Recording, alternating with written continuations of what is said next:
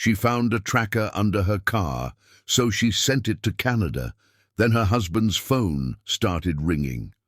"Hi, my beautiful family. Welcome back to Mr. Peter's family. May the Almighty bless every woman with strength that commands respect, courage that never bends, and grace that lights the darkest night.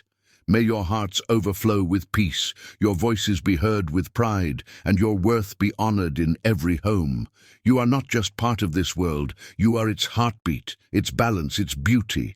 My beloved family, remember, when we stand for our women, we rise as one powerful family. So hold each other with love, speak with kindness, and never let your light fade. If your heart is true, like the video, if your love is real, write, 'I am with Mr. Peter.'"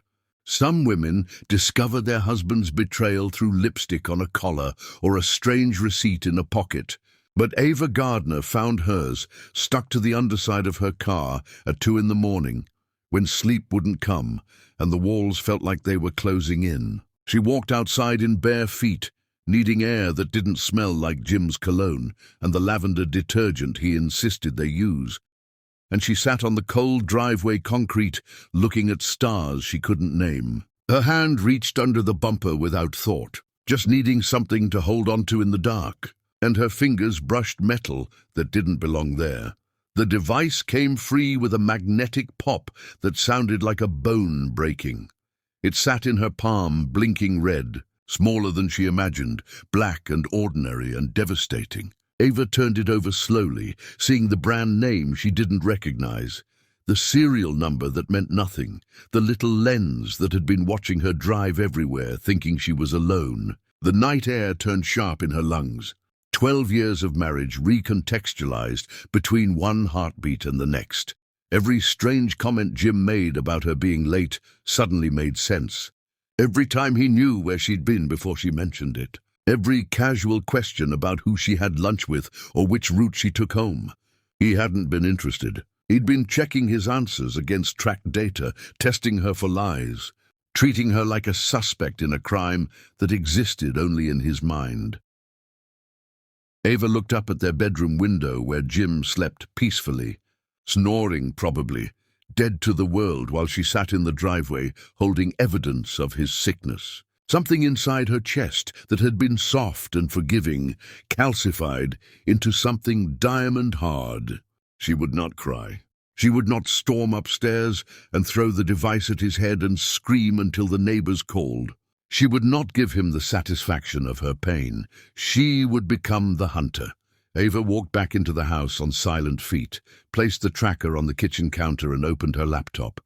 For 3 hours, she researched GPS tracking devices while Jim slept upstairs, dreaming whatever dreams men who hunt their wives have. She learned that this model stored location history for 2 months. She learned that it sent updates constantly. She learned that it was illegal in their state to track a spouse without consent. She learned that the device in her kitchen held 2 months of her life mapped out in coordinates, a digital record of her complete innocence that Jim had been studying like a detective looking for cracks in an alibi.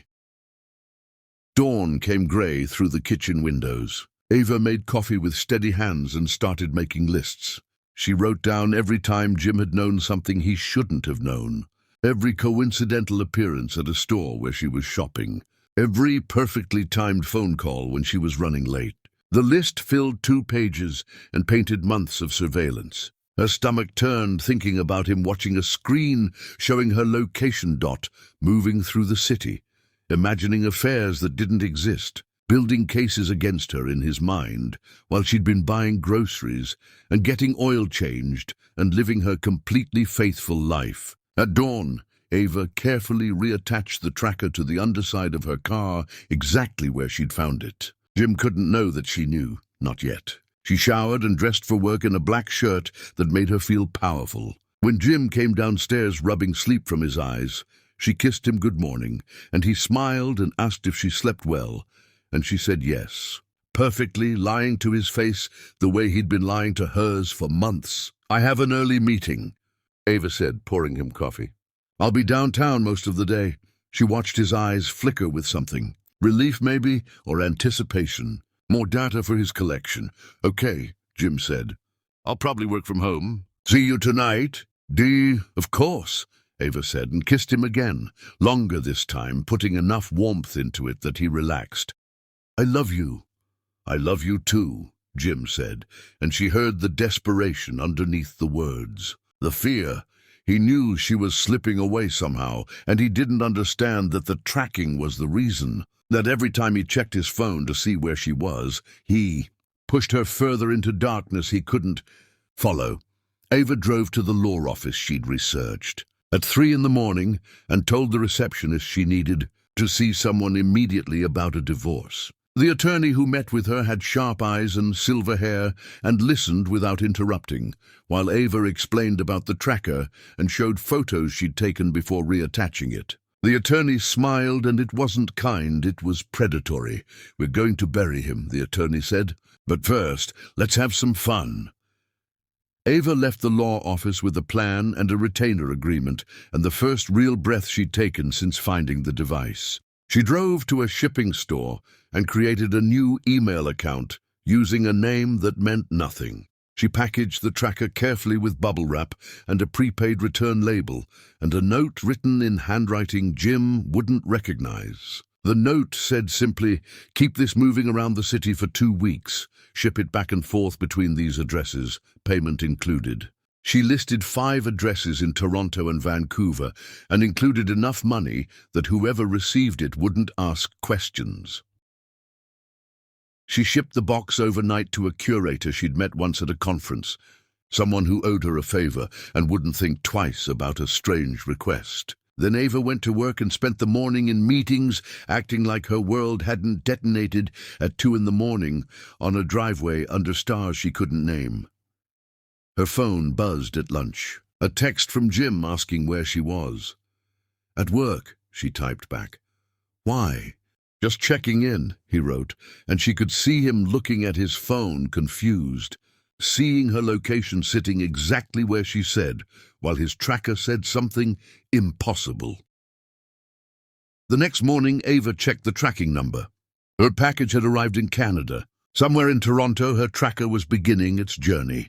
She made breakfast and Jim came down looking exhausted, and when he checked his phone over coffee, she watched his face drain of color. Everything okay? She asked sweetly. Yeah, Jim said, but his hand shook holding his mug. Just work stuff. Ava smiled and ate her eggs and thought about him watching her location dot appear in another country, trying to understand how that was possible when she sat right across from him eating breakfast like nothing had changed. She thought about him checking the tracker on the car and finding it still there, magnetic and attached, which meant either the device was broken or something impossible was happening. At noon, she drove to Jim's office building downtown. She'd never visited him at work unannounced, always respected his professional space, but today she walked into the lobby in her best dress and heels that clicked authority against marble. The receptionist looked up and Ava smiled brightly. I'm here to surprise my husband for lunch, she said loudly, loud enough that his co-workers near the elevators could hear. Jim Martin, could you call him down? The receptionist made the call and Ava waited, watching the elevator numbers descend. When the doors opened, Jim stepped out looking panicked, eyes wild, and Ava crossed the lobby and kissed him full on the mouth in front of his co-workers. She felt him freeze against her, felt the terror in his body, and when she pulled back, she smiled like nothing was wrong. Surprise, baby, she said. I was in the neighborhood and thought we could grab lunch. I wasn't expecting you, Jim stammered, looking at his co-workers who were watching with interest. That's what makes it a surprise, Ava said, linking her arm through his. Come on, there's that Thai place around the corner. She walked him out of the building and felt him shaking. His phone was probably in his pocket, showing her location in Vancouver while she stood pressed against his side in the physical world. She led him to the restaurant and ordered spring rolls and pad thai and made conversation about nothing while he barely touched his food. You seem distracted, Ava said. Is something wrong? No, Jim said too quickly. Just busy with work. I do, Ava said and squeezed his hand across the table. I'm lucky to have such a hard-working husband. Some women don't even know where their husbands are during the day." She watched him swallow hard and excuse himself to the bathroom. She knew he was in there checking his phone, trying to reconcile the impossible data with the reality of her sitting in a restaurant eating Thai food. When he came back, his eyes were red and she pretended not to notice. That night, Jim's phone rang with an unfamiliar number. Ava was in the kitchen pretending to chop vegetables for dinner, but really watching his face as he answered. She heard him say hello, heard him go quiet, heard him say something about a lost item and wrong address. When he hung up, his hands were shaking. "Who was that?" Ava asked, knowing exactly who it was. "Wrong number," Jim said. Ava set down her knife and walked over to him. She put her hand on his cheek and looked into his lying eyes and smiled. "You know you can tell me anything, right? We don't keep secrets from each other." Jim's face crumpled, and for a second she thought he might confess everything, might pull the tracker from his pocket and beg forgiveness. But instead he just nodded and kissed her forehead and said he knew. They didn't keep secrets. They never had. Ava went back to chopping vegetables and hummed under her breath. The call had been perfect, arranged through connections, someone willing to make an official-sounding call about a GPS device found attached to a university shuttle bus. Later that week, Ava went to their bank and on impulse asked the teller if she could see a list of all accounts and cards attached to their names. The teller pulled up the information and Ava's blood went cold. There was a credit card she'd never opened, never signed for, issued months ago with her name, but an address she didn't recognize. "Can I get statements for this card?" Ava asked, keeping her voice steady. The teller printed them, and Ava sat in her car reading through months of transactions. Jim had been tracking her spending, watching where she bought coffee and gas, looking for evidence of affairs in Starbucks receipts and grocery store purchases. He'd opened a credit card in her name, which was identity fraud, which was illegal, which was another weapon in the arsenal she was building. Ava drove home and said nothing. She reported the fraudulent card to the bank's fraud department, and within hours they called Jim, asking why his wife was disputing charges he'd authorized. She listened from the next room as he stammered explanations, heard him promise to sort it out. When he hung up, she walked in smiling. "Everything all right?" she asked. "Fine," Jim said. "Just some bank confusion." "Oh, good," Ava said. "I'd hate to think someone was stealing our identity. You know that's a crime, right?" Jim's face went white. The following evening, she invited Jim's brother to dinner, the one who worked at the electronics store, the one who'd probably sold Jim the tracker. She cooked his favorite meal and opened expensive wine and was charming and warm. Over dessert, she mentioned that her car had been making strange rattling sounds underneath. "Like something's loose under there," she said. Watching Jim's brother shift in his seat, Jim dropped his fork and it clattered against his plate. "I'm sure it's nothing," Jim's brother said. "Not meeting her eyes?" "Maybe," Ava said. "But you work with electronics, right? At that store downtown? Do you sell car things? Like GPS devices or tracking equipment?" The table went silent. Jim's face drained of blood. His brother coughed and said yes, they sold those things, for fleet management mostly. "Interesting," Ava said, sipping her wine. "I've been thinking about getting one for my mother's car. She's getting older, and I worry about her driving alone. Would you recommend a particular brand?" "I could recommend something," Jim's brother said, looking at Jim, who was staring at his plate like it might save him. "Perfect," Ava said, smiling brilliantly. "Maybe Jim and I will stop by your store this weekend." "Right, honey?" Jim managed to nod.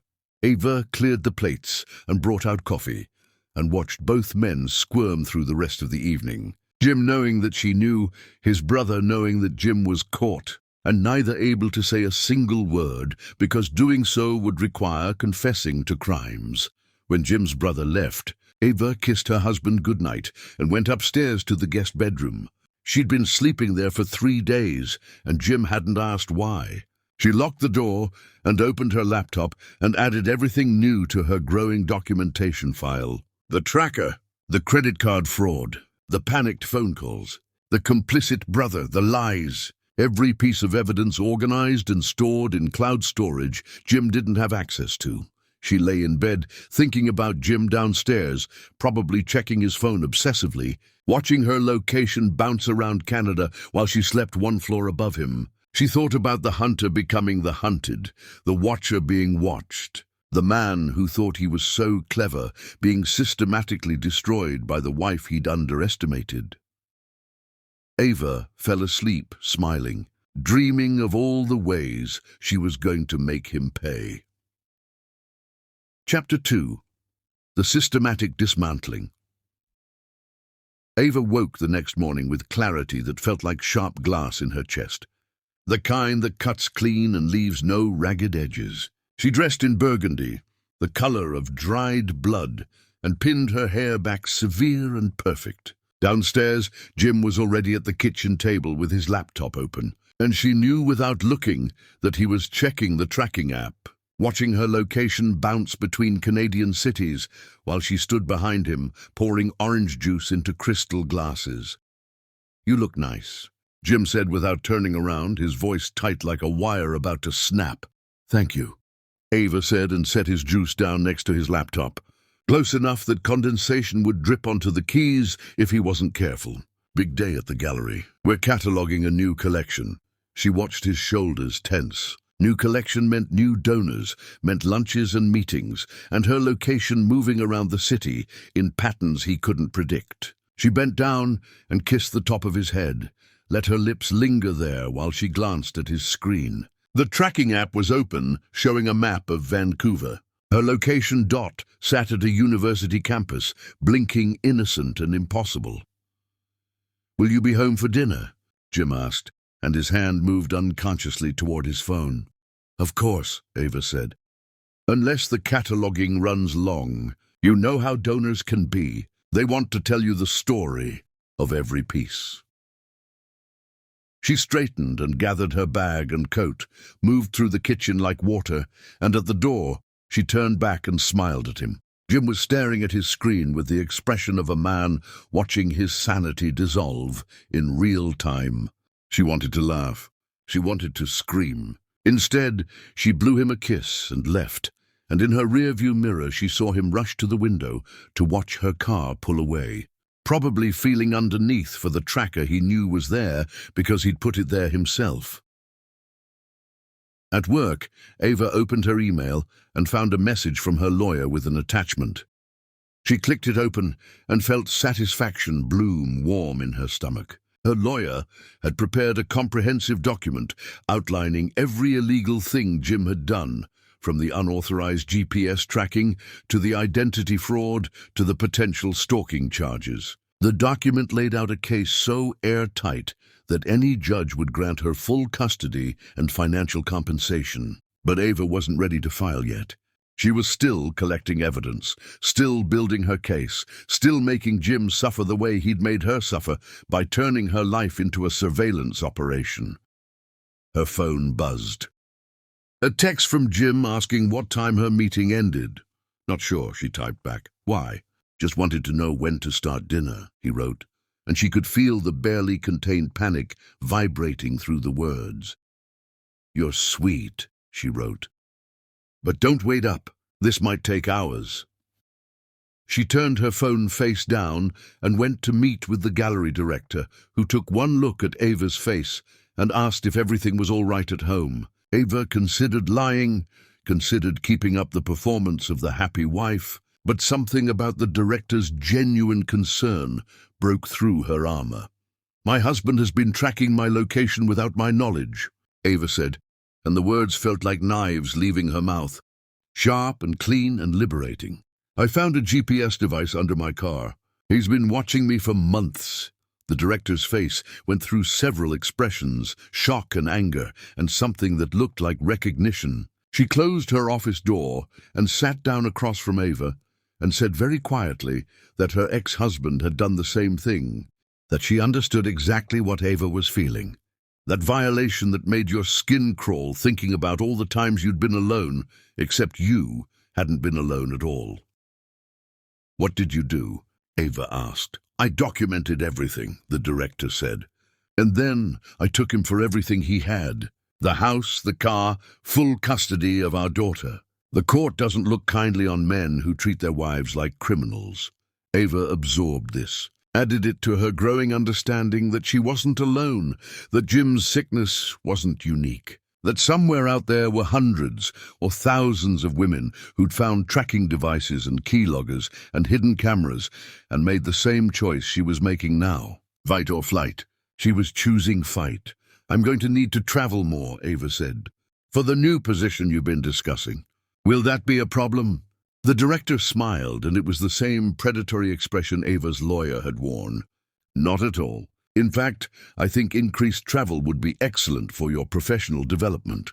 That afternoon, Ava stopped by the police station on her lunch break. She walked up to the front desk and asked to speak with an officer about filing a report. The officer who met with her was young and female and listened without interrupting, while Ava explained about the tracker and showed photos and documentation. The officer's expression darkened as Ava talked. What he did is illegal, the officer said.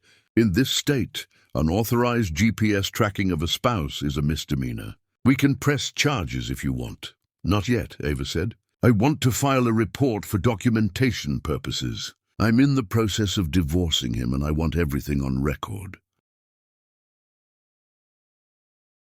The officer nodded and took down all the information and gave Ava a case number and her card. As Ava was leaving, the officer said something that made her stop. My sister went through this. Her husband tracked her for over a year before she found out. She thought she was going crazy, thought she was paranoid, because how could he always know where she was? When she finally discovered the tracker, she realized she wasn't crazy. He was. How is she now? Ava asked. Free, the officer said. And that's worth everything. Ava drove home with the case number in her purse and a sense of power growing in her chest. She had the lawyer, the police report, the bank documentation, the witnesses. She had everything she needed to destroy Jim legally, but she wasn't done collecting evidence. She wasn't done making him understand what he'd done. At home, Jim had made dinner, actual effort with candles and wine and the good dishes they only used for special occasions. He pulled out her chair and served her food and asked about her day, and Ava played along, told him about the collection and the donors, and made up elaborate stories about art she'd seen. All the while, she watched him trying to reconcile her stories with the location data that said she'd been in Canada all day. You seem stressed, Ava said, cutting into chicken that was slightly overcooked. Is work getting to you? A little, Jim admitted. There's been some confusion with the project. Technical difficulties. That's frustrating, Ava said and refilled his wine glass. You know you can talk to me about anything, right? If something's bothering you... She watched him look at her, really look at her, and she could see the war happening behind his eyes.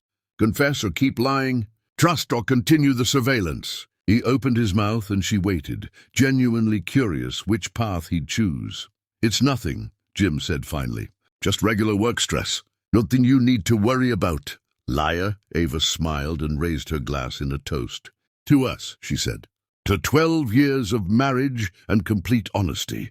Jim's hand shook as he clinked his glass against hers. They drank, and Ava tasted victory underneath the cheap wine Jim had chosen, trying to be romantic. After dinner, Jim suggested they watch a movie together, tried to initiate physical intimacy on the couch, and Ava let him kiss her. But when his hands started wandering, she pulled back and said she was exhausted from work and needed sleep. She went upstairs to the guest bedroom and locked the door and listened to Jim pace in the hallway outside for 20 minutes before giving up and going to the master bedroom alone. Ava opened her laptop and logged into the email account Jim didn't know about. She started writing messages to herself, creating a false trail of correspondence with a fictional person named Alex, who worked at another gallery. The messages were professional and friendly, and completely innocent. But she knew when Jim eventually accessed her email, because he would, because men like him always did. He would read into the friendliness and manufacture evidence of an affair that didn't exist. She was setting traps everywhere, building a maze of false evidence that would drive Jim deeper into paranoia while giving her more proof of his illegal surveillance. Every email she sent that he intercepted, every conversation he monitored, every boundary he crossed would be documented and added to her file. The next morning, Ava left early and drove to a coffee shop across town. She sat in the window with her laptop and watched the street, and sure enough, after 30 minutes, Jim's car appeared, parking 3 spaces down. He thought he was being subtle. He thought she didn't notice. Ava finished her coffee and left, led him on a chase through the city, grocery store to bookstore to park to drugstore, running him in circles for 4 hours. She never once looked at his car. She never once acknowledged his presence. She just went about her errands, knowing he was behind her burning gas and time and whatever remained of his peace of mind. At the last stop, a boutique where she tried on clothes for an hour, Ava finally let herself look. She walked out of the store carrying shopping bags and looked directly at Jim's car, made eye contact through his windshield, smiled and waved, like she'd just noticed a friend. Then she got in her car and drove home, and in her rear-view mirror she saw him slumped over his steering wheel. Caught! At home, Jim was already there, having somehow arrived before her, despite her seeing him across town 15 minutes earlier. He must have sped home, must have panicked when she waved. He stood in the kitchen trying to look casual and failing completely. "Did you have a good day?" Jim asked. "Wonderful," Ava said, setting down her bags. "Ran into so many interesting people. You never know who you'll see around town." Jim's face drained of color. He opened his mouth to speak, closed it, opened it again. "Actually," Ava continued, "I could have sworn I saw someone who looked just like you at the coffee shop this morning, and then again at the bookstore and the park. Isn't that strange? Almost like someone was following me around all day." The silence that fell between them was suffocating. Jim stood frozen, trapped by her words, unable to confess without admitting to stalking, unable to deny without looking insane. "Must have been someone who looks like me," Jim finally managed. "Must have been," Ava agreed, and walked past him upstairs, leaving him standing in the kitchen with the weight of his lies crushing him. That night, Ava lay in the guest bedroom and listened to Jim make phone calls in the master bedroom, his voice rising and falling in distress. She knew he was calling his brother, probably calling friends, trying to understand what was happening to him. His perfect surveillance system was falling apart. His wife was slipping through his fingers like water, and the man who'd thought he could control everything was learning that control was an illusion, that love without trust was just prison, and that the woman he'd caged was made of something harder than he'd ever imagined. Ava smiled in the dark and added today's chase to her documentation, wrote down times and locations and license plate numbers, building her case one piece of evidence at a time. Jim thought he was hunting her, but he'd gotten it backwards. He'd always been the prey. She'd just been waiting for the right moment to show him the truth. Chapter 3. The Empire Strikes Back. Ava stood in the shower, letting water burn hot against her skin, washing away the performance of the dutiful wife. And when she stepped out and wiped steam from the mirror, she looked at her reflection and barely recognized the woman staring back. Harder somehow. Eyes that held secrets and strategies. She dressed in navy blue, power and authority, and braided her hair in a crown around her head like armor. Today would be the day Jim's world fractured beyond repair. She went downstairs and found Jim at the table again. Laptop open, phone face up next to his coffee, both devices screaming silent anxiety into the morning air. He looked up when she entered and she saw he hadn't slept. Dark circles under his eyes, stubble on his jaw he'd forgotten to shave. Good. Let him suffer. Let him feel one fraction of the violation she'd felt finding that tracker. "I'm staying at my mother's house for a while," Ava said, pouring coffee into a travel mug, not looking at him, keeping her voice neutral and final. Jim stood up so fast, his chair scraped against the floor. "What? Why?" "Ava, we need to talk about this." There's nothing to talk about, Ava said, and now she turned to face him fully, let him see the coldness in her expression. I need space. You can have the house to yourself. Maybe you'll use the time to think about the choices you've made. What choices? Jim asked, and his voice cracked on the words. What are you talking about? If this is about me being stressed lately, I'm sorry. Work has been insane, and I know I haven't been present, but we can fix this. Ava set down her mug and walked over to where he stood. She got close enough to smell his fear sweat, close enough to see his pupils dilate, close enough that he thought for a second she might kiss him, or forgive him, or do whatever wives were supposed to do when husbands fucked up in ordinary ways. Instead, she leaned in close to his ear and whispered the truth he'd been running from. I know about the tracker, Jim. I know about the email monitoring. I know about the credit card fraud. I know everything. She pulled back and watched his face cycle through denial and panic and something that might have been relief that the secret was finally out. He opened his mouth, but no sound came. His hands lifted like he might reach for her, then dropped back to his sides. Ava picked up her mug and walked toward the door. Wait, Jim finally managed. Please, let me explain. It's not what you think. I wasn't trying to control you, I was just scared, and I know that's not an excuse, but please just let me explain. Ava paused at the door and looked back at him. I'm taking our daughter with me. You can see her when I decide you can see her. And Jim, every word you just said, I recorded it, so be very careful what you do next.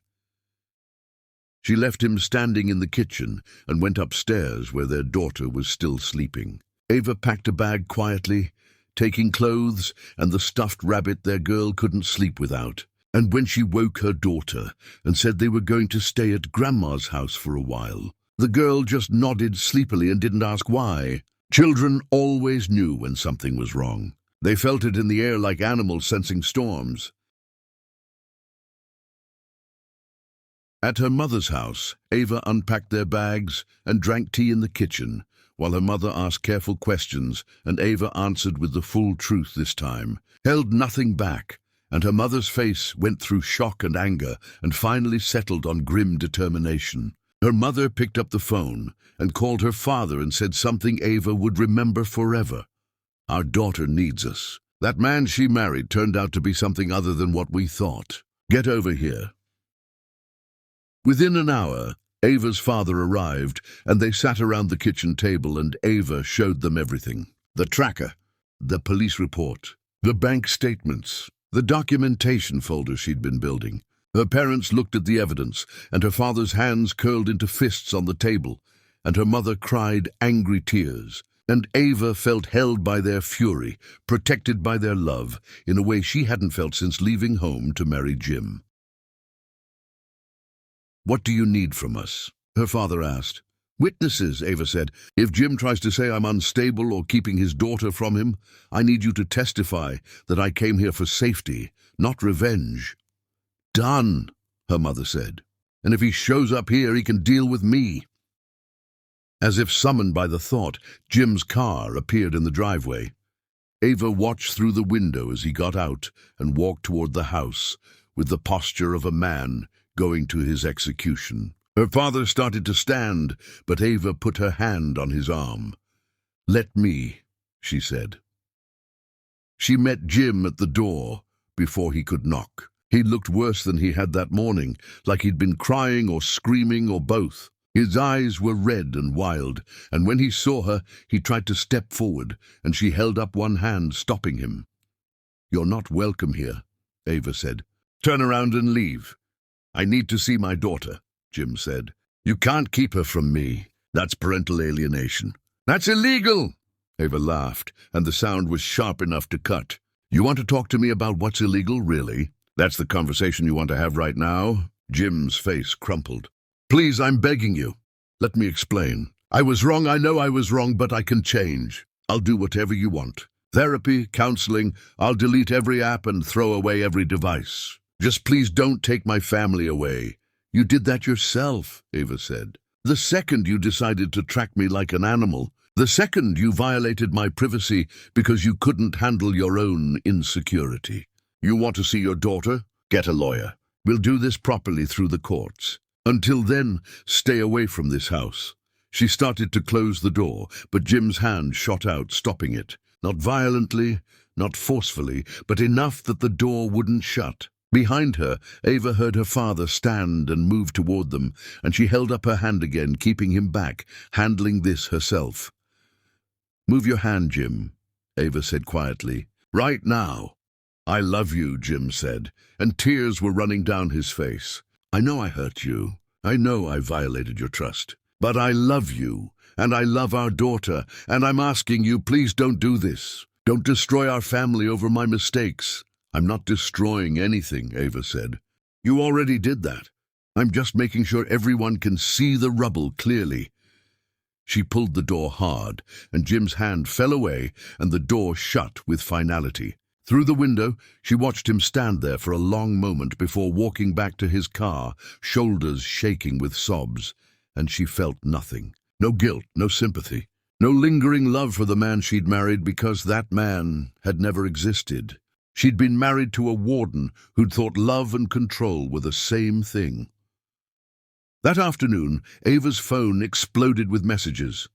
Jim's mother, his brother, his sister, friends they'd shared, all of them asking what happened, why Ava left, was everything okay, could they help mediate, marriage was work, and maybe they could work through this. Ava blocked them all except Jim's mother, who deserved the truth because she'd always been kind.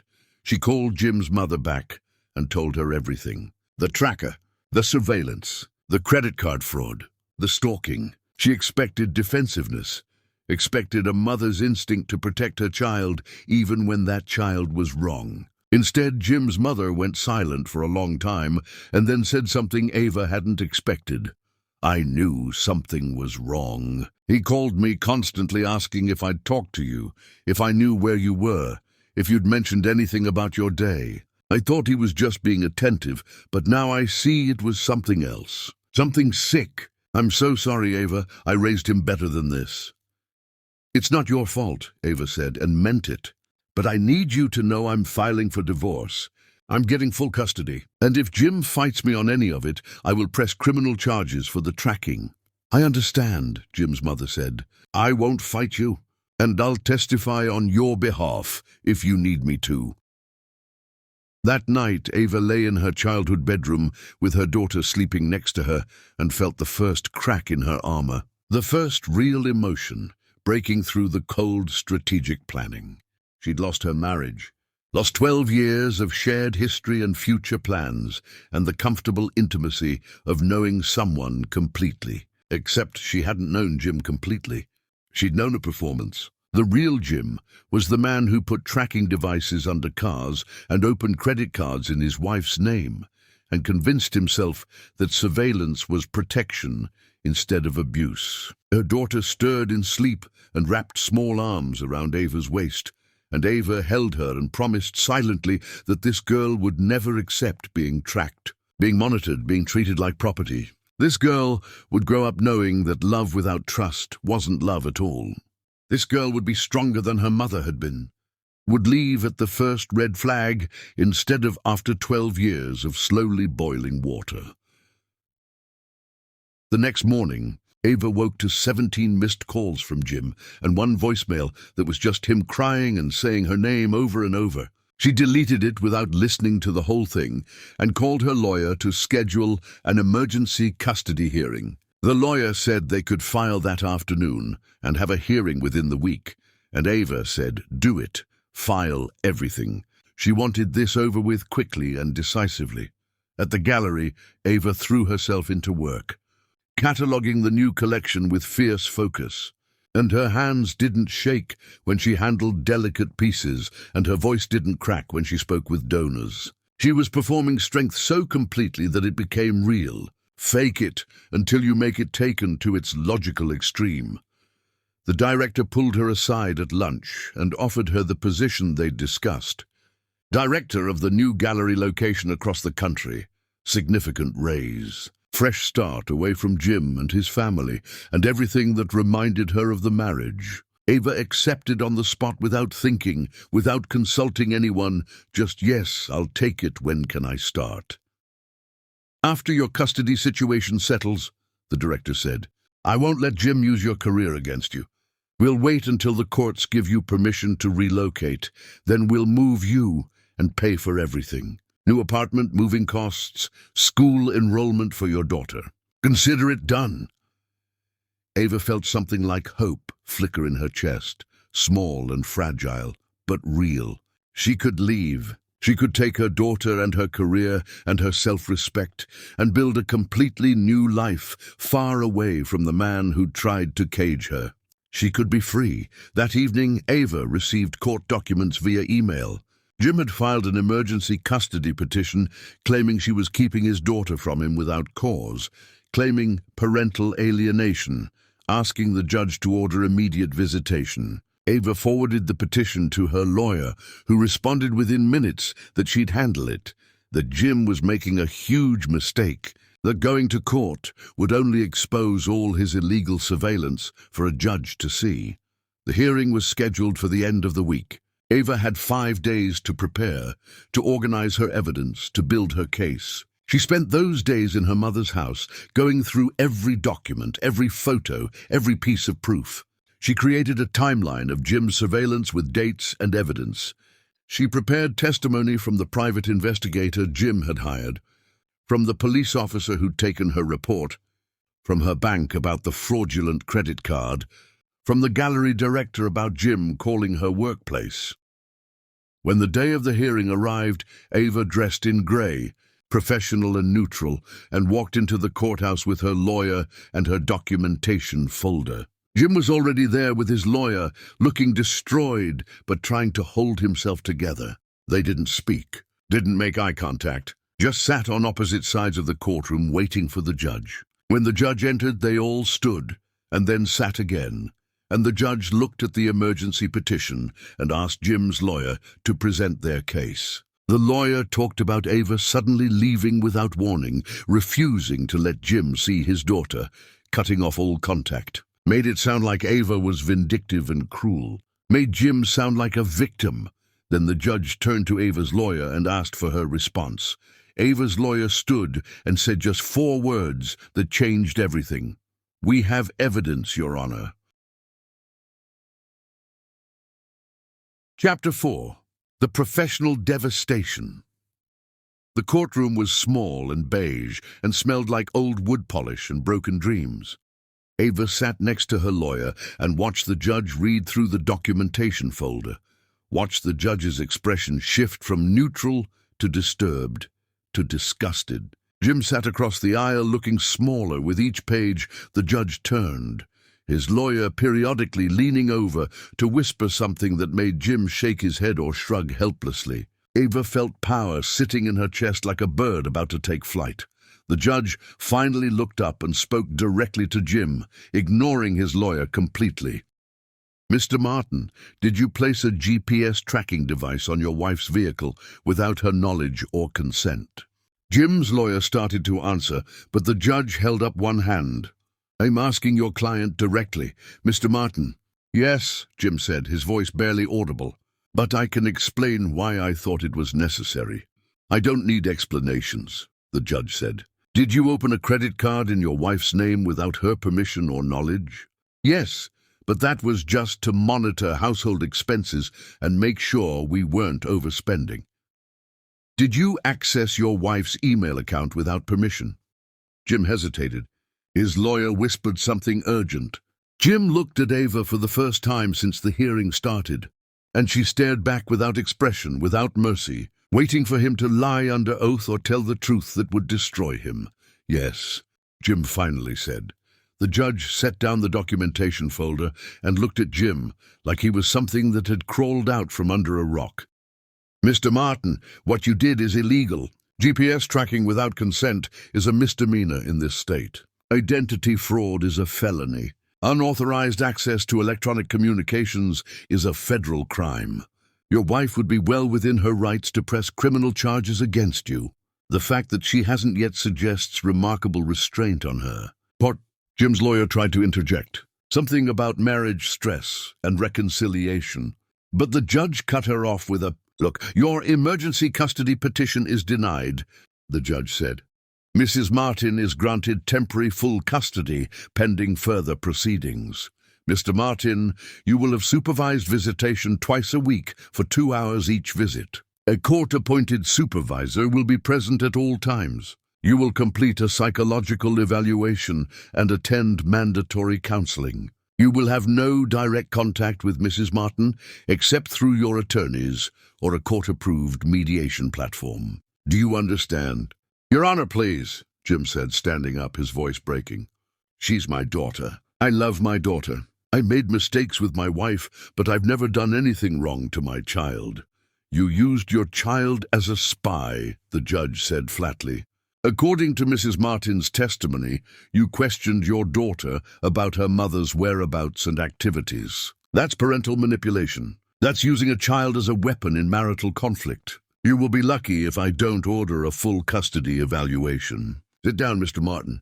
Jim sat. The fight went out of him visibly, shoulders caving inward, face crumbling. Ava watched without satisfaction or guilt. Just watched like she was observing something happening to someone else in another courtroom, in another life.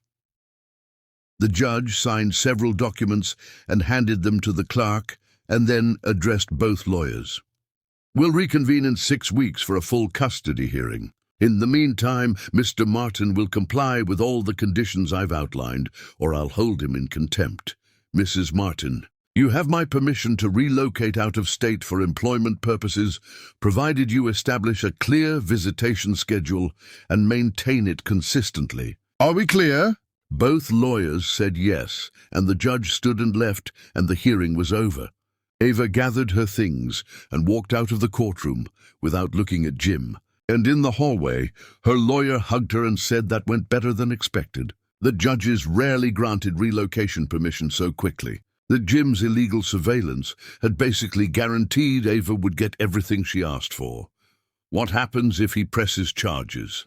Ava asked. "If he tries to claim I abandoned him or kidnapped our daughter?" "He won't," her lawyer said.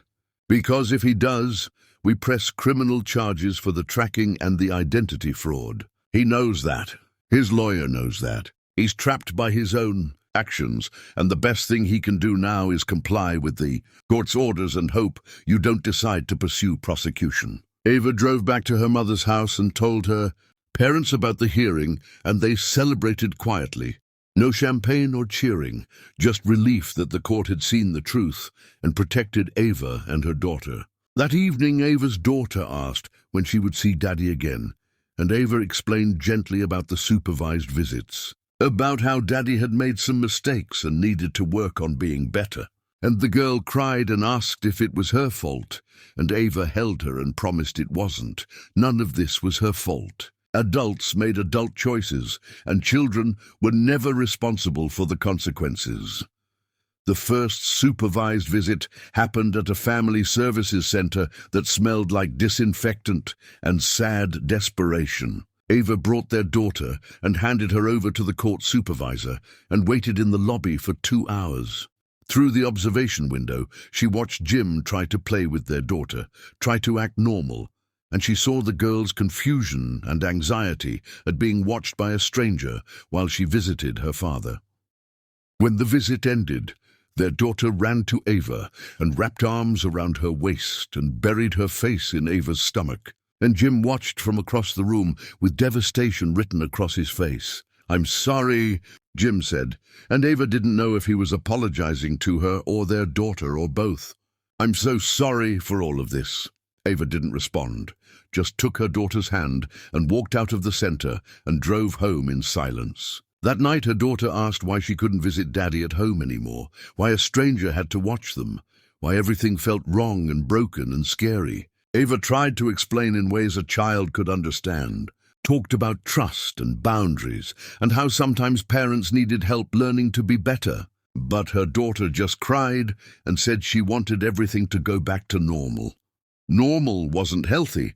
"Sweetheart," Ava said, stroking her daughter's hair, "it just felt familiar, but we're going to build a new normal that's better for both of us." At work, Ava discovered something that made her blood run cold. Her colleague pulled her aside and said someone had been calling the gallery asking questions about Ava, specifically about her work schedule and travel plans, and whether she'd been acting strangely lately. The colleague had thought it was weird, so she'd refused to give out information, but she wanted Ava to know someone was asking. Ava felt fury rise hot in her throat. Jim was still trying to monitor her, even after the court hearing, even after being explicitly told to have no contact. She called her lawyer immediately, and the lawyer said to document everything, get the colleague to write a statement, and they'd bring it up at the next hearing as evidence of continued harassment. But Ava was done documenting. Ava was done waiting for courts and lawyers to fix what Jim kept breaking. She called the gallery's main line herself and spoke to the receptionist, who remembered the calls, remembered the man asking about Ava, and Ava asked the receptionist to transfer any future calls like that directly to her office. Then she called every colleague and professional contact Jim knew about and told them the same thing. If anyone calls asking about me, send them to me directly. She was setting a trap, and she hoped Jim was stupid enough to walk into it. That evening, Ava went to the gallery for an opening, a showing of contemporary sculpture that had drawn collectors from across the region. She wore black and red and looked like victory. And when she saw Jim's sister in the crowd, she almost turned around and left. But then she remembered she'd done nothing wrong. She had every right to be in her own professional space. So she walked right up to Jim's sister and said hello, like nothing had changed. Jim's sister looked uncomfortable and guilty and said she came to support the arts, not to cause problems. And Ava said good, the arts appreciated support, and moved on to greet donors and discuss pieces. Throughout the evening she felt eyes on her and turned to find Jim's sister watching her, and finally near the end of the night Jim's sister approached again. "Can we talk privately?" she asked. They went to Ava's office, and Jim's sister sat down and started crying, actually broke down sobbing, and through tears she said she'd talked to her mother, knew everything Jim had done, and felt sick knowing she'd been part of their family dinners and holiday celebrations while her brother was abusing Ava through surveillance. "I'm so sorry," Jim's sister said. "I'm sorry I didn't see it. I'm sorry I didn't ask better questions when you started acting distant. I'm sorry my brother turned out to be someone capable of this. It's not your fault," Ava said, and meant it. "Jim made his choices. You didn't make them for him. He's falling apart," Jim's sister said. "I don't know if you care or want to know, but he's barely functioning. Not going to work, not eating, just sitting in that house obsessing over how to fix this. Our mother is worried he might hurt himself." Ava felt something twist in her chest, some small remaining piece of compassion for the man Jim used to be before the sickness took over. But then she remembered finding the tracker at 2 a.m, remembered the violation, remembered months of her life being watched and analyzed and suspected. And the compassion died. "He should get help," Ava said. "Professional help. Therapy and medication if he needs it. But his mental health is not my responsibility anymore." Jim's sister nodded and wiped her eyes and said she understood. And she hugged Ava before leaving. And Ava stood alone in her office, feeling the weight of everything she'd lost and everything she'd gained. She'd lost a marriage and a shared future, and the comfortable fiction that she was safe in her own life. But she'd gained freedom and self-respect, and the knowledge that she could survive anything. The next day, Ava received a call from an unknown number and answered it professionally, and heard a voice that made her go completely still. "Mrs. Martin, this is Dr. Raymond from the counseling center. I'm the therapist assigned to work with your husband as part of his court-mandated treatment. I'm calling because Jim has requested that I reach out to you regarding something that came up in our sessions. Do you have a few minutes to talk?" Ava hesitated, then said yes, and the therapist proceeded to explain that Jim had revealed something in therapy that changed the scope of everything, something he'd never told anyone before, something that explained the surveillance but didn't excuse it. And the therapist felt Ava had a right to know because it involved her privacy being violated long before the GPS tracker. 3 years ago, Jim read your diary, the therapist said. He found it hidden in your closet and read entries where you'd written about feeling lonely in the marriage and wondering what life would be like if you'd made different choices. He convinced himself you were planning to leave, and that's when the surveillance started, years before the GPS device. He's been monitoring you in various ways for years, Mrs. Martin. The tracking device was just the most recent escalation. Ava stood in her living room, holding the phone, and felt the world tilt sideways. 3 years. Jim had been invading her privacy for 3 years. The diary she'd kept as private therapy, working through normal marriage struggles that every couple faced, had been twisted into evidence of betrayal in Jim's mind. Every private thought she'd written had been used against her, had justified months and years of surveillance and control. "Thank you for telling me," Ava said through numb lips. "Is there anything else?" "Just that Jim understands now how deeply he violated you. The work we're doing in therapy is helping him see that his actions were abusive, regardless of his intentions. I wanted you to know, in case it affects your divorce proceedings or custody arrangements." Ava thanked the therapist and hung up and stood very still in the middle of the room. 3 years. The betrayal went back 3 years. How many other violations had there been? How many times had Jim read her messages, or checked her browsing history, or searched her belongings, looking for evidence of crimes she'd never committed? She called her lawyer and told her everything, and the lawyer said this was huge.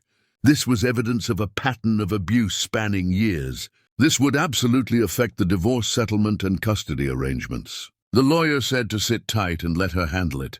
She'd file an emergency motion to modify the temporary orders based on new evidence. They'd go back to court and make sure Jim understood the full scope of the consequences.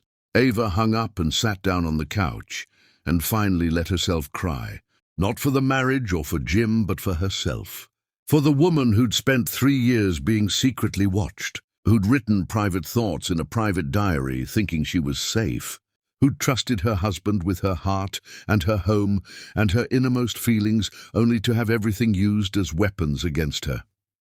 She cried until she was empty, and then she washed her face and went to pick up her daughter from school, and they went for ice cream and played at the park. And Ava held her daughter's hand and promised silently that no man would ever make this girl feel small or watched or trapped. This girl would grow up knowing that privacy was a right, not a privilege, that trust was earned, not assumed, and that love never required surveillance to survive. Chapter 5. The Reckoning. Ava sat in the coffee shop on the corner of 5th and Washington, watching rain streak down the windows like tears she refused to shed. Her lawyer had called an emergency meeting, said they needed to discuss strategy before the next court appearance, and Ava had driven through the storm to get here early, needing time to collect herself before facing more legal battles. The coffee tasted like ash in her mouth, but she drank it anyway, needing the ritual of normal things, while her life continued spiraling into surreal territory. The lawyer arrived, shaking water from her umbrella, and ordered something complicated, before sliding into the booth across from Ava. She pulled out a tablet and started swiping through documents, her face grim. "Jim's lawyer contacted me this morning," she said without preamble. "They want to negotiate." "Negotiate what?" Ava asked. "The court already ruled. He wants to avoid criminal prosecution. He's offering to sign whatever divorce settlement you want. Waive all claims to property and assets. Agree to any custody arrangement, in exchange for you not pressing charges for the tracking and identity fraud."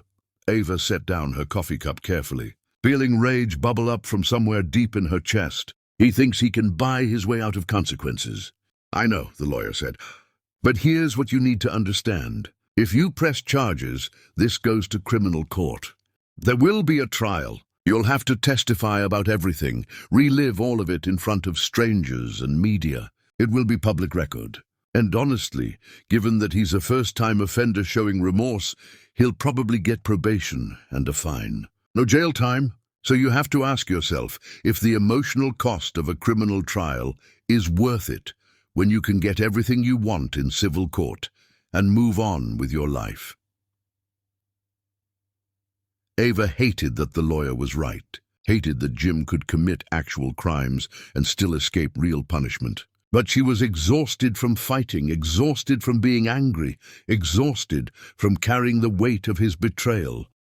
"Tell him I want the house," Ava said. "All of it. I want him to sign it over completely, move out within 30 days. I want full legal and physical custody, with supervised visitation, continuing indefinitely.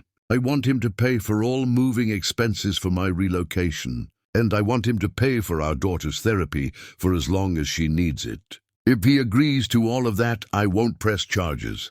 The lawyer smiled, the predatory expression Ava had come to appreciate. "I'll draw up the papers." They spent the next hour going through details and logistics, hammering out a settlement agreement that would give Ava everything she needed to start over. When they finally finished, Ava felt lighter, like she'd set down a burden she'd been carrying so long she'd forgotten it was there. At home that evening, Ava's daughter asked about the house, asked if they'd ever go back there, and Ava said yes. Soon they'd be moving back home, and the relief on her daughter's face made Ava glad she'd fought for the house instead of just walking away. The settlement papers were delivered to Jim the next morning, and his response came back within hours. He'd signed everything, agreed to every term, waived every right. In one document, he'd given up his home and his daily presence in his daughter's life, and any claim to the life they'd built together, and all he'd gotten in return was avoiding criminal prosecution. Ava read through the signed agreement and felt nothing. No triumph, no satisfaction, just emptiness where the marriage used to be. She called her mother and said it was done. The divorce was moving forward. She'd gotten everything she'd asked for. Her mother was quiet for a moment, then said something that surprised her. "Are you sure you want to stay in this town? The gallery offered you that position across the country. Fresh start, new city." Ava sat with the question for a long moment. "I'm taking the job," she said. "I'm moving across the country. I'm starting completely over." The decision made, Ava threw herself into planning. She accepted the gallery position officially, started researching schools in the new city, put the house on the market to sell, realizing she didn't want the memories it held, began boxing up their belongings systematically, keeping what mattered and donating everything that reminded her of the marriage. Jim's supervised visits continued every week, and each time Ava dropped off their daughter, she saw him looking worse, thinner, older, hollow-eyed. His mother had been right to worry. He was falling apart visibly. Part of Ava felt guilty for this, some remaining piece of empathy for someone she'd once loved. But mostly, she felt detached, watching his deterioration the way she'd watch a stranger's tragedy on the news. At one pickup, Jim tried to talk to her, breaking the rule about no direct contact. The court supervisor stepped between them, but Jim spoke over her shoulder, his voice desperate. "I'm in therapy 3 times a week. I'm on medication. I'm doing the work to understand why I did what I did. I'm not asking you to forgive me or take me back. I just need you to know I'm trying to be better." "For who?" Ava asked. "For yourself or for me?" "For everyone," Jim said. "For our daughter. For my family, for you, for the man I should have been all along." "It's too late for me," Ava said. "Whatever work you're doing, I'm glad you're doing it. But it doesn't change what happened. You need to do this work for yourself and for your daughter, not because you think it'll fix us, because there is no us anymore." Jim's face crumpled, but he nodded and stepped back, and Ava took their daughter's hand and walked away. In the car, her daughter asked why Daddy looked so sad, and Ava said Daddy was learning some hard lessons about how his choices affected other people. "Will he ever be happy again?" her daughter asked. "I don't know," Ava said honestly. "But that's not our responsibility. We can care about him and hope he heals, but we can't fix him. Only he can do that. The house sold faster than expected to a young couple expecting their first baby. Ava coordinated the cross-country move with precision, hiring movers and booking flights and enrolling her daughter in the new school. Everything was falling into place. Her new life was forming like a photograph, developing in solution, fuzzy at first, then gradually coming into sharp focus. Jim's mother called, asking if she could visit before they moved, saying goodbye properly, and Ava agreed because Jim's mother had always been kind. They met for lunch, and Jim's mother held her granddaughter tight and cried, and then she pulled Ava aside.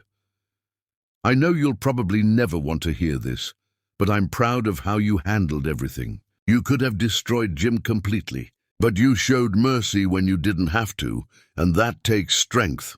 "I didn't do it for him," Ava said. "I did it for our daughter. I didn't want her growing up knowing her mother put her father in jail, even if he deserved it." The final supervised visit before the move was harder than Ava expected. Their daughter clung to Jim and cried and said she didn't want to leave, didn't want to only see Daddy on video calls. Jim held her and cried too, and Ava stood in the doorway watching father and daughter grieve the life they were losing. And she felt the weight of her choices pressing down on her shoulders. Was she doing the right thing? But then she remembered finding the tracker at 2 a.m, remembered the violation and betrayal and years of secret surveillance. And she knew that staying meant staying trapped in the shadow of what Jim had done. Moving meant freedom. On their last night in town, Ava's friends threw her a going-away party at the gallery, and women she'd known for years hugged her and cried and said they'd miss her and admired her courage. The gallery director made a toast about Ava being an inspiration, about choosing yourself even when it's hard, and Ava felt seen and valued in ways she'd never felt during the marriage. Late in the evening, the director pulled Ava aside and handed her an envelope. Inside was a check for more than Ava expected, a relocation bonus on top of the salary they'd already discussed. "You're investing in the gallery's future," the director said. "This is us investing in yours." The moving truck came the next morning, and Ava and her daughter stood in the empty house and said goodbye to the life they'd lived there. Her daughter cried, and Ava held her and acknowledged the grief while also holding space for the hope of what was coming. They locked the door for the last time and drove to the airport, and Ava didn't look back at the house in the rearview mirror, just kept her eyes forward on the road ahead.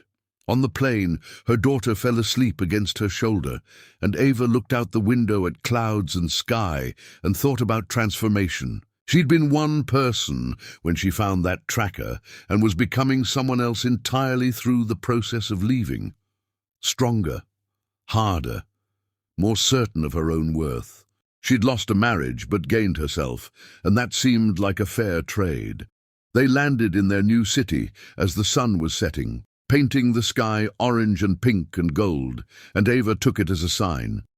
This was dawn breaking on her new life. This was the beginning of something built entirely on her own terms. Jim's surveillance and control couldn't reach her here. She was finally, completely free. Chapter 6. The Transformation. The apartment was on the 7th floor with windows that faced east, so morning light flooded the living room like a blessing. And Ava stood in the empty space, feeling possibility hum through her bones. The movers wouldn't arrive with their furniture for another 2 days, so she and her daughter slept on air mattresses that first night. And in the dark, her daughter whispered, asking if they'd made a mistake, leaving everyone behind. And Ava whispered back that sometimes the bravest thing you can do is start over.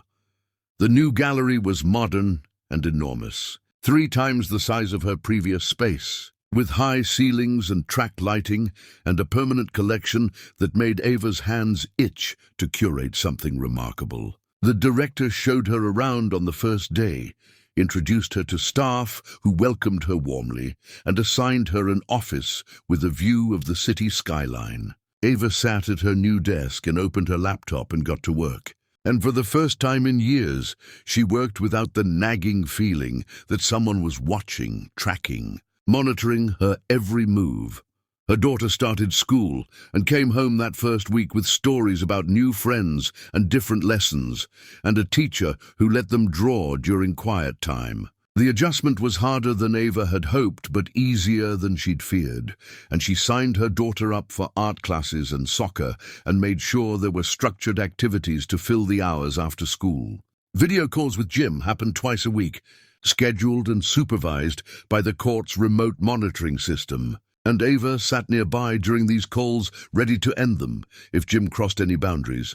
But Jim was different on video, quieter, more careful. He asked their daughter about school and friends and activities without interrogating her for information about Ava. He talked about his therapy and the things he was learning about himself. He told their daughter he loved her and was proud of her for being so brave during the move. He never once asked to speak to Ava, never tried to manipulate their daughter into passing messages, just maintained his boundaries perfectly in a way that surprised Ava with its consistency.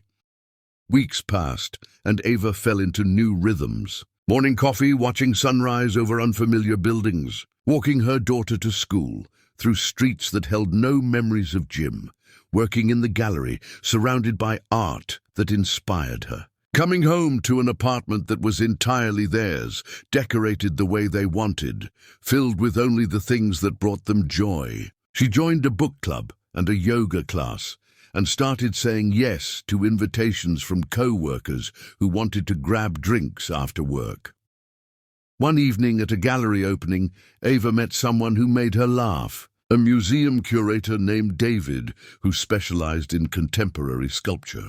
They talked about art and their favorite pieces and the politics of acquisitions. And when he asked if she wanted to get dinner sometime, Ava said yes, without thinking, without the panic she'd expected to feel at the idea of dating again. The dinner was easy and comfortable, and ended with a kiss that made Ava feel something she hadn't felt in years: desire without guilt, interest without surveillance, the freedom to be attracted to someone without wondering if she'd be punished for it later. She went home and told her daughter she'd had dinner with a friend, and her daughter asked if the friend was a boy or girl. And when Ava said boy, her daughter asked if that meant Ava had a boyfriend now. "Not yet," Ava said. "Just someone I like spending time with." "Is that okay with you?" Her daughter considered this seriously. "Does it mean you won't get back together with Daddy?" "Sweetheart, Daddy and I are not getting back together regardless of whether I date anyone else. Our marriage ended because of choices Daddy made that hurt our trust. That's separate from whether I meet other people. But you still love Daddy a little bit, right?" Ava sat down next to her daughter and chose her words carefully. "I love the father Daddy is to you. I love the man he used to be before he got sick with worry and fear. But I don't love the man who tracked me and lied to me and violated my privacy. And I can't be married to someone I don't trust." Her daughter absorbed this and asked if she could keep video calling Daddy twice a week. And Ava promised that would never change, that both parents would always be in her life, even if they couldn't be in the same room. The relationship with David developed slowly and carefully. Ava was cautious about introducing him to her daughter, wanted to make sure this was real and stable before involving her child. They dated for months, getting coffee and going to exhibitions and spending long evenings talking about everything and nothing. David knew about her divorce, knew generally that trust had been broken, but Ava hadn't told him the full story yet, wasn't sure how to explain years of surveillance without sounding damaged or paranoid. One night over wine in David's apartment, Ava finally told him everything. The tracker under the car, the credit card fraud, the diary Jim had read, the years of secret monitoring. She watched David's face as she talked, watched for signs of judgment or discomfort, or the belief that maybe she'd done something to deserve Jim's suspicion. Instead, she saw anger on her behalf and something that looked like fierce protectiveness. "That's not marriage," David said. "That's imprisonment. I'm so sorry you went through that." "Are you worried I'm damaged now?" Ava asked. "That I have trust issues that will make me difficult to be with."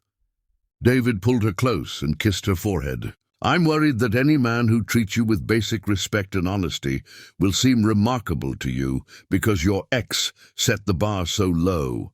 I don't want you to settle for normal when you deserve extraordinary, Ava cried then. Actually let herself cry in front of someone who wasn't her mother or her therapist.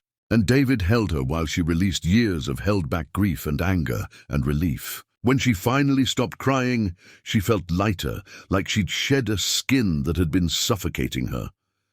The relationship deepened after that night. Ava introduced David to her daughter, who liked him immediately because he treated her like a person instead of a child, asked her opinions about art, and listened to her stories. They started spending weekends together, the three of them, going to museums and parks and movies. Ava felt herself relaxing into the possibility that maybe this could work. Maybe she could build a new family from the ruins of the old one.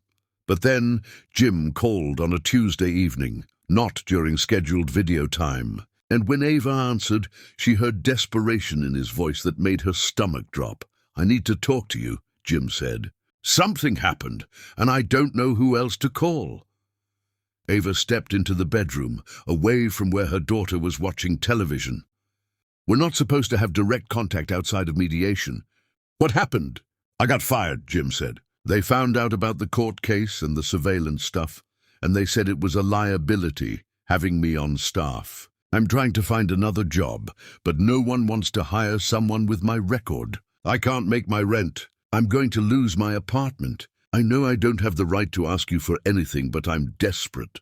Ava felt a complicated mix of sympathy and anger. Part of her wanted to help because she remembered loving this man once, remembered building a life with him before his sickness destroyed everything. But the larger part of her remembered finding that tracker, remembered years of privacy violations, remembered being treated like a criminal in her own marriage.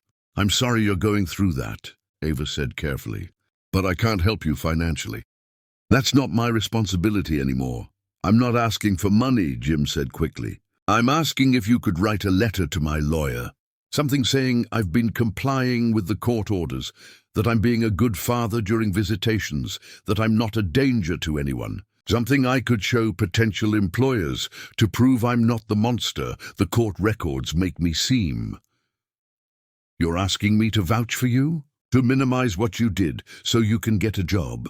"I'm asking you to acknowledge that people can change, that I'm working on myself, that what I did was wrong, but it doesn't define everything I am." Ava was quiet for a long moment. "I'll think about it, but I'm not promising anything." She hung up and sat on her bed, staring at the wall. David appeared in the doorway and asked if everything was okay, and Ava told him about Jim's request. David listened without interrupting, and when she finished, he asked what she wanted to do. "I don't know," Ava said. "Part of me wants to help, because he's still my daughter's father, and if he can't support himself, that affects her. But part of me thinks he made his choices and needs to live with the consequences without me rescuing him." "What does your gut tell you?" David asked.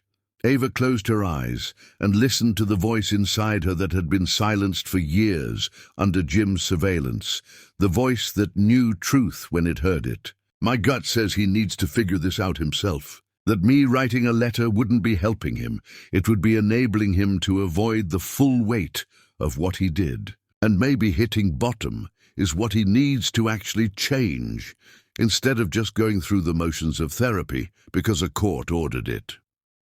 "Then trust your gut," David said.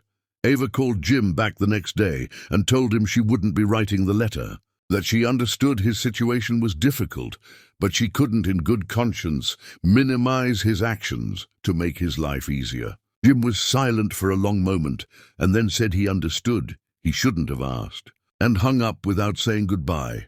That weekend, Jim's mother called and said Jim had moved in with her temporarily until he got back on his feet. And could they please make sure their granddaughter knew this was temporary, that Daddy was going through a hard time but still loved her. Ava assured Jim's mother that their daughter knew she was loved, But the adult problems were adult problems, and their daughter didn't need to carry the weight of her father's struggles. Months continued passing, and Ava's life in the new city became not just real, but thriving. The gallery mounted a major exhibition that received national attention. She was profiled in art magazines and invited to speak on panels. Her relationship with David deepened into something serious and stable and healthy.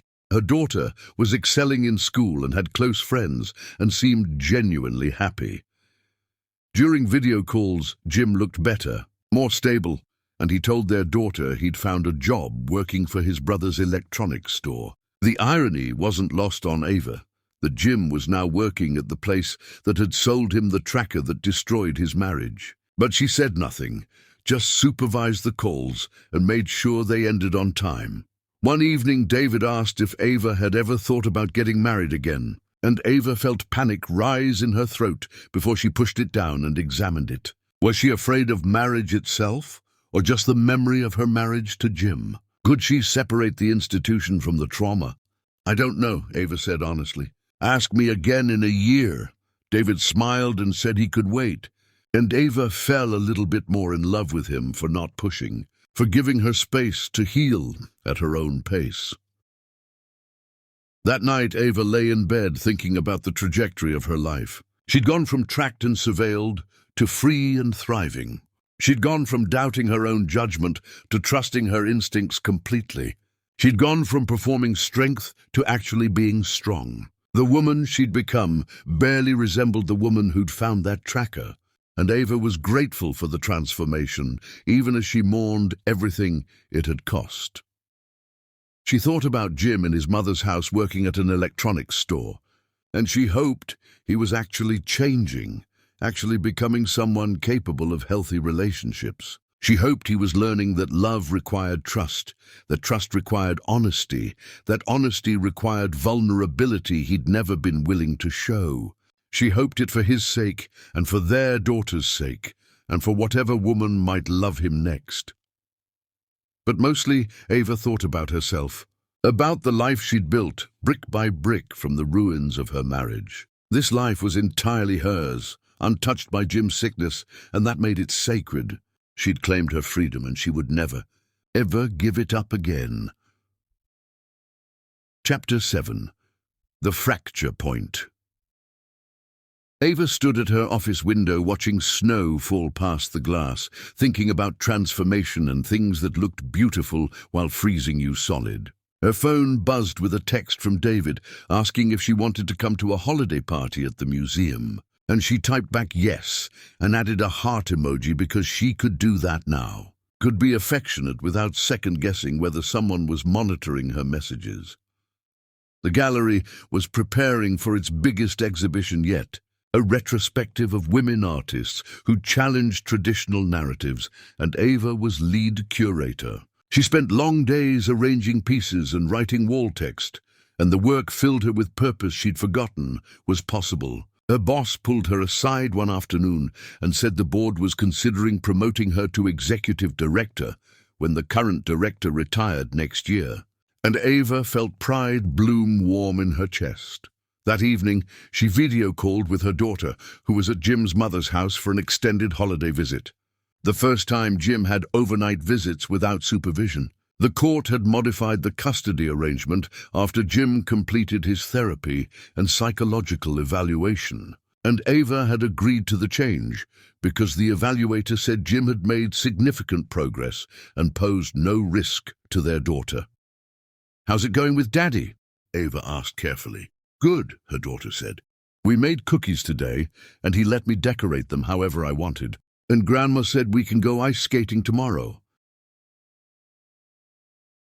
"That sounds fun," Ava said, and meant it. Even as part of her wished she was the one taking her daughter ice skating. After hanging up, Ava sat in the quiet apartment, feeling the weight of single parenthood mixed with the relief of shared custody. She missed her daughter terribly during these visits, but also appreciated having time to herself, time to work late or see David, or just sit in silence. The complexity of these feelings made her uncomfortable. made her worry she was a bad mother for enjoying time away from her child. At David's holiday party, Ava wore green velvet and felt elegant and powerful, and she moved through rooms full of artists and curators, feeling like she belonged. David introduced her as his girlfriend to people he'd known for years, and the word girlfriend felt significant, felt like claiming something real and permanent.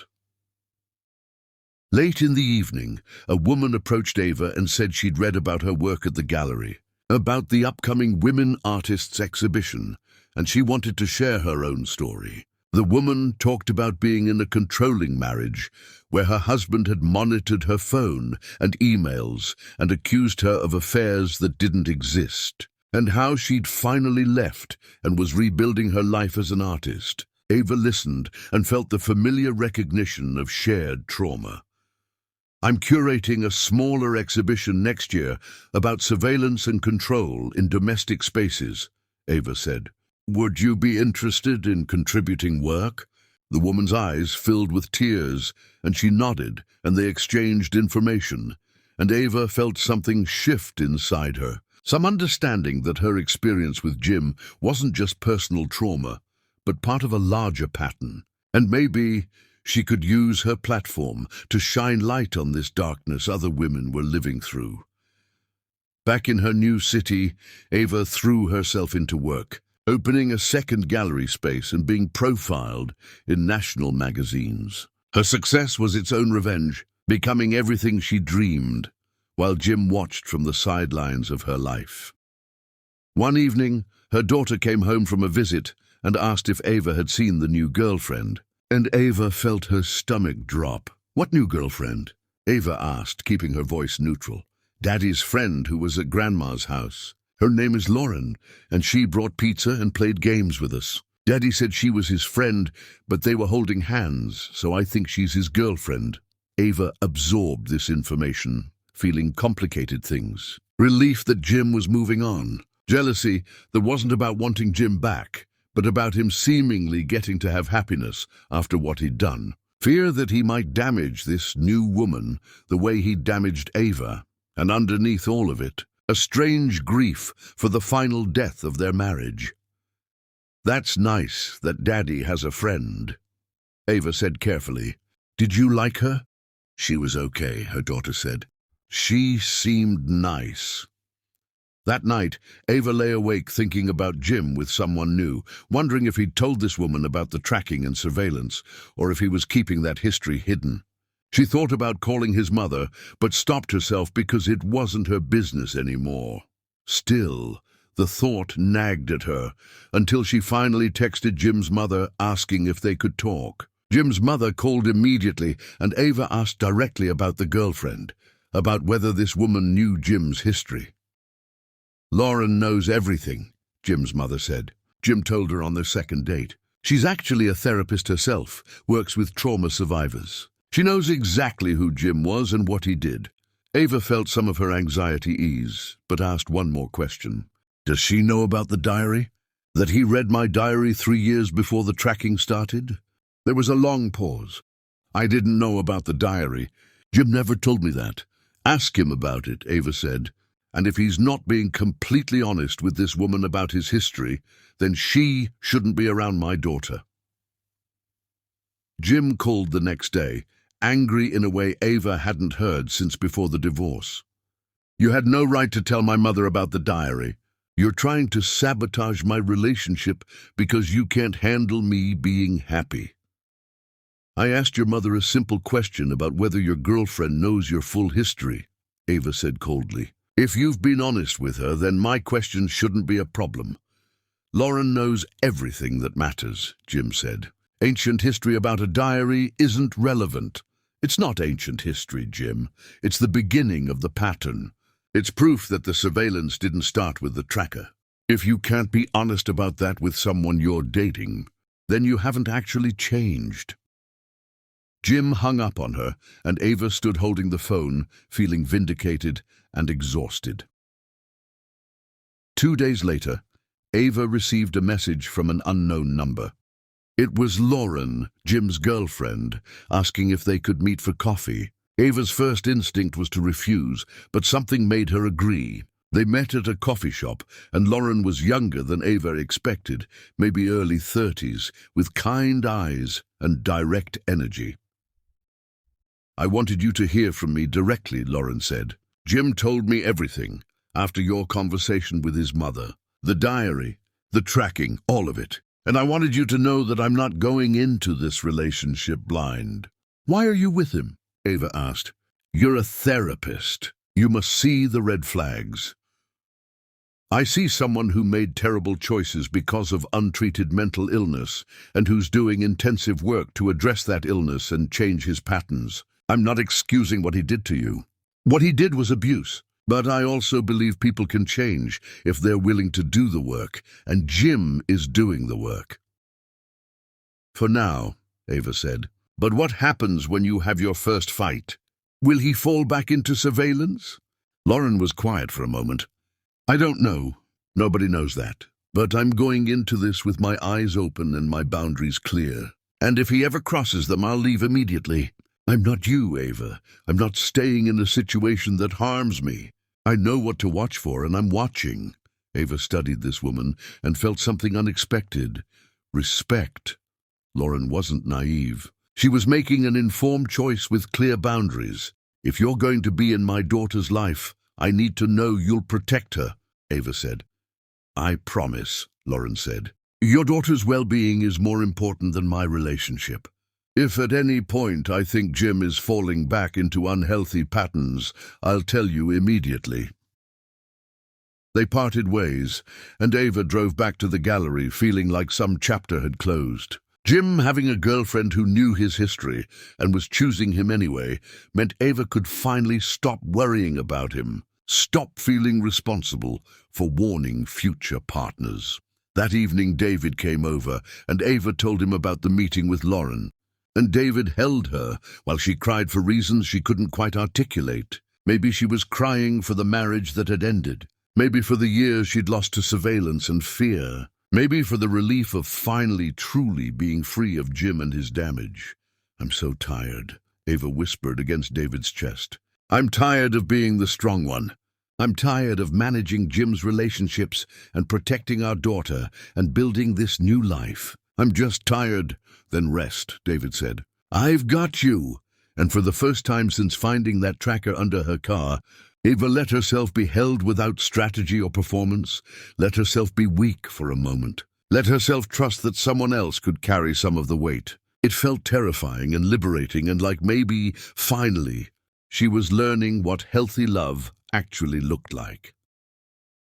Chapter 8. The Reflection.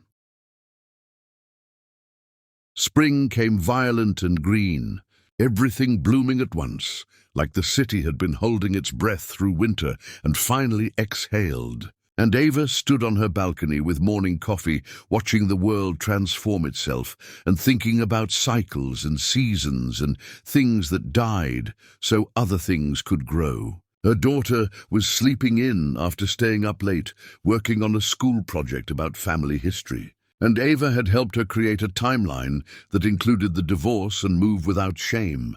Just facts presented clearly the way you'd present any other life event. The Women Artists exhibition opened to critical acclaim and crowds that wrapped around the block. And Ava stood in the gallery watching people engage with the work and felt pride that had nothing to do with Jim's opinion or approval.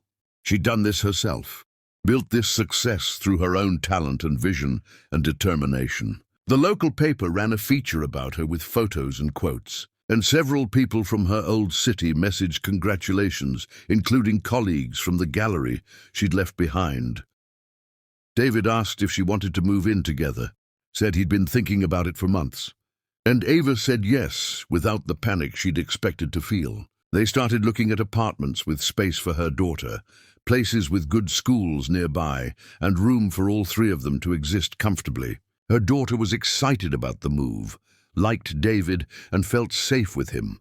And Ava felt grateful that her child was learning what healthy relationships looked like by watching Ava and David together.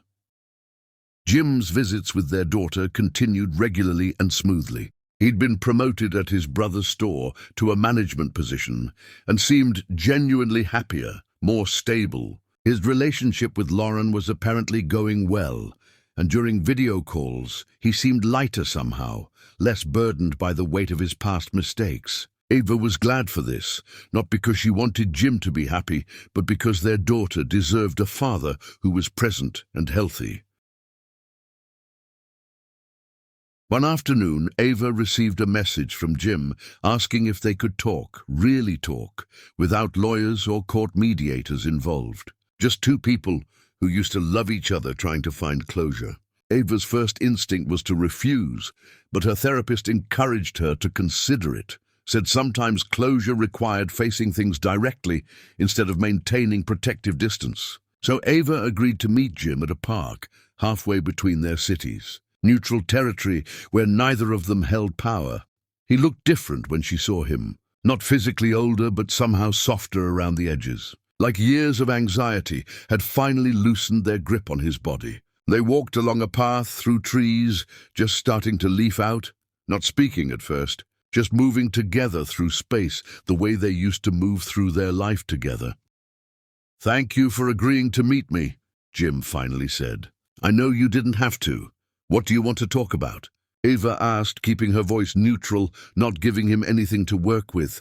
"I wanted to tell you I'm sorry. Not the court-ordered sorry or the sorry I said in therapy. A real apology for everything I did to you, for every way I violated your trust and privacy and autonomy. I spent years treating you like a suspect instead of a partner, and I'm sorry doesn't begin to cover the damage I caused. But I need to say it anyway." Ava walked in silence for a moment, processing this. "Why now? Why does it matter to you that I hear this?" "Because I'm getting married," Jim said, and Ava stopped walking. "Lauren and I are engaged, and before I start a new marriage, I needed to face what I did to you. Needed to tell you directly that I understand now what I destroyed through my own sickness. I don't expect forgiveness. I just need you to know I see it clearly now." They stood under flowering trees, and Ava looked at Jim's face and saw genuine remorse there. The kind that comes from actually understanding your impact, instead of just going through the motions of apology. She thought about how to respond, what would give her closure while maintaining her dignity. "I'm glad you understand what you did," Ava said finally. "And I'm glad you're getting help so you don't do it to Lauren. But Jim, understanding doesn't erase what happened. I spent years being watched and tracked and analyzed, years having my privacy violated in ways I'm still processing. Your apology is noted, but it doesn't change that those years are gone, that trust is gone, that the woman I was before I found that tracker is gone. You killed her as surely as if you'd used a weapon." "I know," Jim said, and his voice broke. "I know I can never fix what I broke. I just wanted you to know that losing you taught me everything I needed to learn, but learned too late."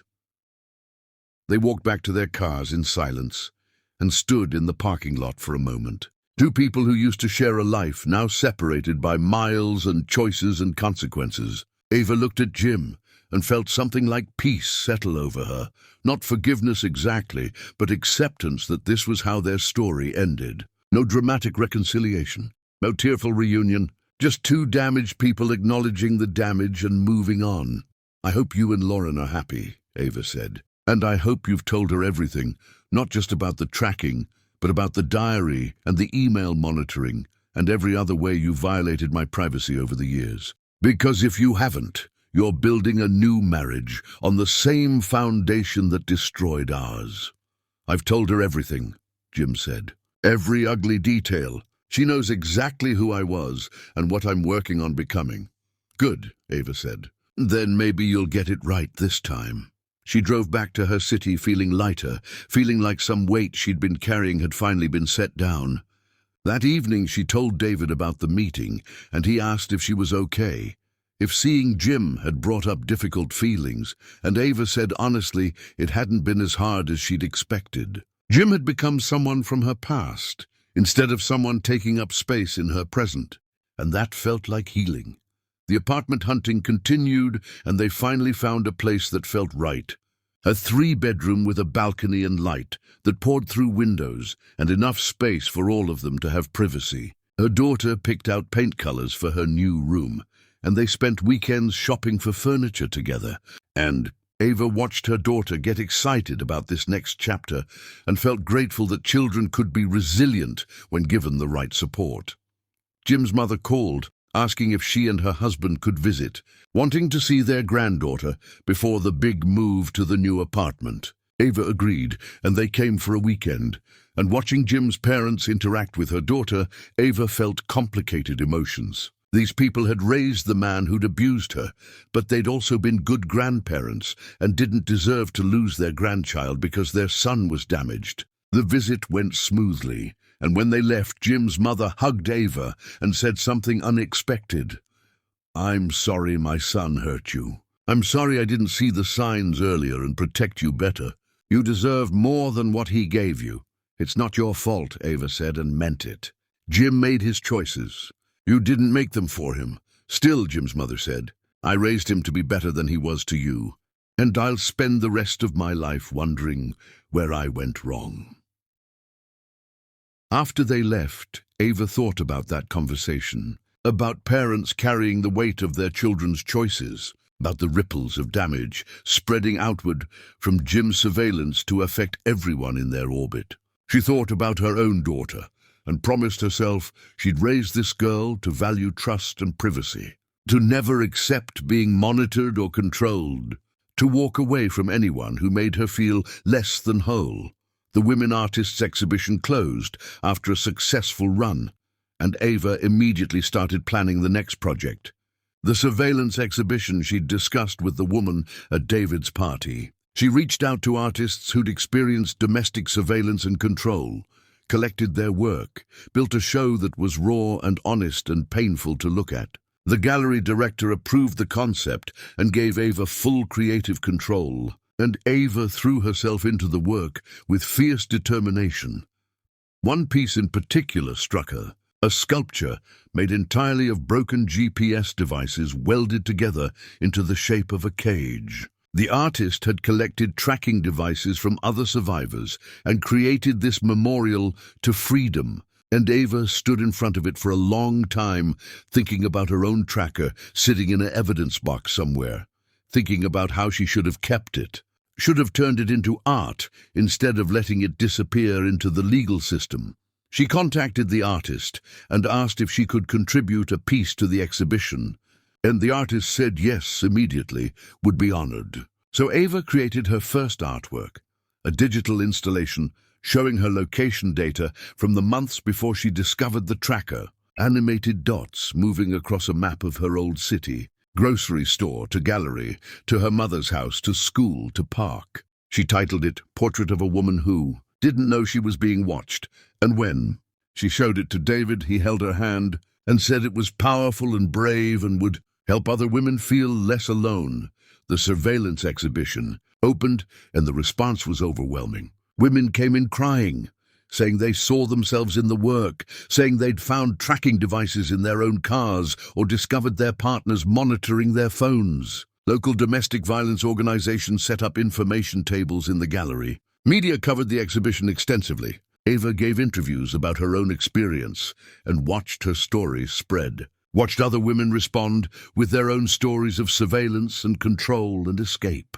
Jim saw the exhibition mentioned online and texted, asking if she'd really put their private trauma on public display. And Ava responded that she'd put her trauma on display, that her experience belonged to her and she could do whatever she wanted with it, that his discomfort with people knowing what he'd done was not her problem to manage. He didn't respond, and she blocked his number, tired of giving him access to her emotional space. Through all of this, Ava's relationship with David deepened into something that felt permanent and real.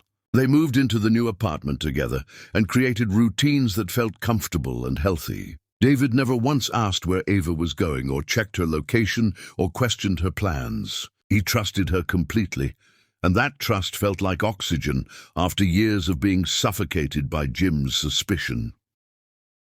One evening, lying in bed, David asked Ava if she'd thought any more about marriage. And Ava said honestly she wasn't sure she ever wanted to be married again, that the institution felt tainted by her experience with Jim. David said he understood, and what mattered was building a life together regardless of legal status. And Ava fell more in love with him for not needing the validation of marriage to feel secure in their relationship. Her daughter adjusted well to the new apartment and seemed genuinely happy. Video calls with Jim continued regularly, and their daughter talked about his upcoming wedding and asked if she could be a flower girl. Ava said that was between her and her father, and she should ask him directly, refusing to control that relationship, even though part of her wanted to say no out of spite. Life settled into new patterns that felt sustainable and healthy. Work, David, her daughter, friends, art. The surveillance exhibition traveled to other cities, and Ava received speaking requests from universities and conferences. She was becoming, no, not just as a curator, but as a survivor who transformed her trauma into advocacy. And while that wasn't the career path, she'd imagined it felt meaningful in ways traditional curating never had. Ava stood on her balcony one morning watching sunrise paint the sky, pink and orange, and thought about the woman she'd been when she found that tracker, thought about the fear and violation and rage that had nearly consumed her. That woman seemed like someone from another life, someone Ava barely recognized. She'd been forged in fire and come out steel, and while she'd never be grateful for what Jim had done, she could acknowledge that surviving it had transformed her into someone stronger than she'd ever imagined being. Chapter 9. The Revelation, the Four. Call came on a Thursday morning, while Ava was reviewing contracts for an upcoming acquisition. Her office door open, letting in sounds of the gallery coming alive with staff and early visitors. Her phone screen showed Jim's mother calling, and Ava almost declined, didn't want to deal with wedding planning or coordination of flower girl duties. But something made her answer, and immediately she knew from the breathing on the other end that something was wrong. "He's in the hospital," Jim's mother said without preamble, her voice wrecked and small. "Jim, he had some kind of breakdown. They're saying he tried to hurt himself. I'm here with him now, and Lauren is on her way, but I thought you should know. Because of your daughter, because she'll need to know why this weekend's visit is cancelled." Ava sat down slowly, feeling the world tilt sideways. What happened? He stopped taking his medication. I don't know why. He told Lauren he felt like he didn't need it anymore, that he was doing so well. But then something triggered him and he spiraled, and now we're here. And I don't know what to tell your daughter or how to explain this without terrifying her. Don't tell her anything yet, Ava said, her mind already racing through logistics and damage control. Let me figure out what to say and when to say it. How serious is this? Is he going to be okay? They're keeping him for observation, psychiatric hold. They're saying at least 72 hours, maybe longer, depending on his evaluation. Lauren is devastated. The wedding is supposed to be in 2 months, and now this, and I just don't understand how we got here.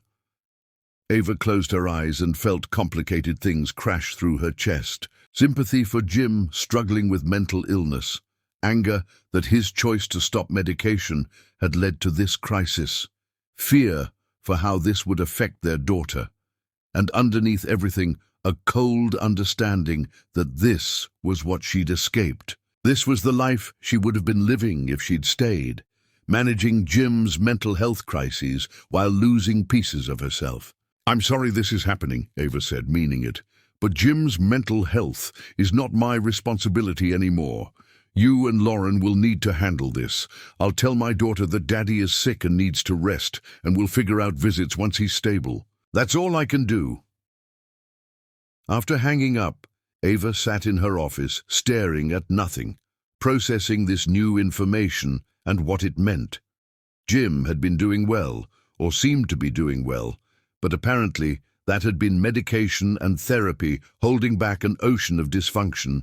What happened when he'd stopped taking his medication? Had he thought he was cured? Had he been arrogant enough to believe he'd fixed his broken brain through willpower alone? That evening, Ava sat down with her daughter and explained carefully that Daddy was sick and in the hospital, but he was safe and doctors were helping him feel better. Her daughter cried and asked if Daddy was going to die, and Ava held her and promised no, Daddy wasn't dying. He just needed help with his feelings, and sometimes people needed to go to the hospital for that kind of help. Is it because of the divorce? Her daughter asked. Is Daddy sad because you and him aren't together anymore? No, sweetheart. Daddy has an illness in his brain that makes him feel worried and scared sometimes, and he needs medicine to help his brain work better. This isn't about me or you or anything we did. This is just something Daddy has to manage, like someone with diabetes manages their blood sugar. David came over that night and held Ava while she cried for Jim and for their daughter, and for the years she'd spent trying to hold together a man who was fundamentally broken. She cried for the woman she'd been who'd thought love could fix mental illness, who'd absorbed Jim's anxiety as her responsibility, who'd let herself be surveilled and controlled because she believed he needed that to feel secure. I could have ended up like Lauren, Ava said against David's shoulder. If I'd stayed. If I'd believed Jim could change through love and willpower, I'd be the one in that hospital right now trying to convince him to keep taking his medication, managing his mental health like it was my job, slowly drowning while pretending everything was fine. But you didn't stay, David said. You chose yourself. You chose freedom. I chose survival, Ava said. And I'm not sure that makes me brave or just selfish. It makes you human, David said. You can't save someone who's drowning if you're drowning too. You had to swim to shore first. Jim stayed in the hospital for a week, then was transferred to a residential treatment facility for intensive therapy and medication management. Lauren postponed the wedding indefinitely, and Jim's mother called. Ava crying, saying she didn't know if Lauren would stay or leave. Didn't know if Jim would ever be stable enough to have a normal life. Ava listened and made sympathetic sounds, but kept her boundaries firm, refused to be drawn back into managing Jim's crisis.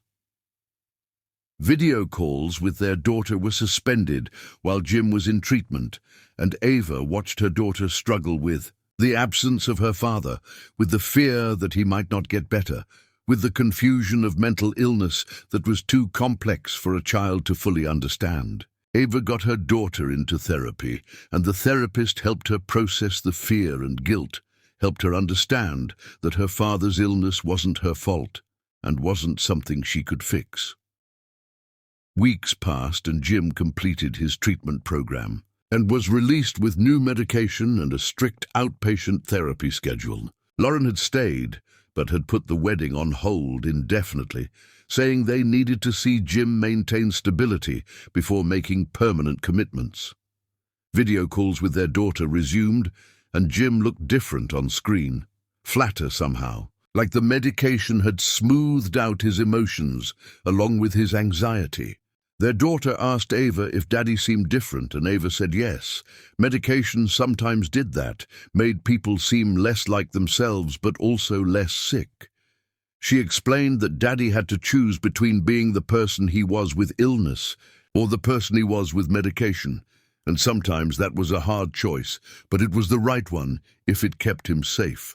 The surveillance exhibition traveled to a major museum in another city, and Ava was invited to speak at the opening. She stood in front of hundreds of people and told her story publicly for the first time.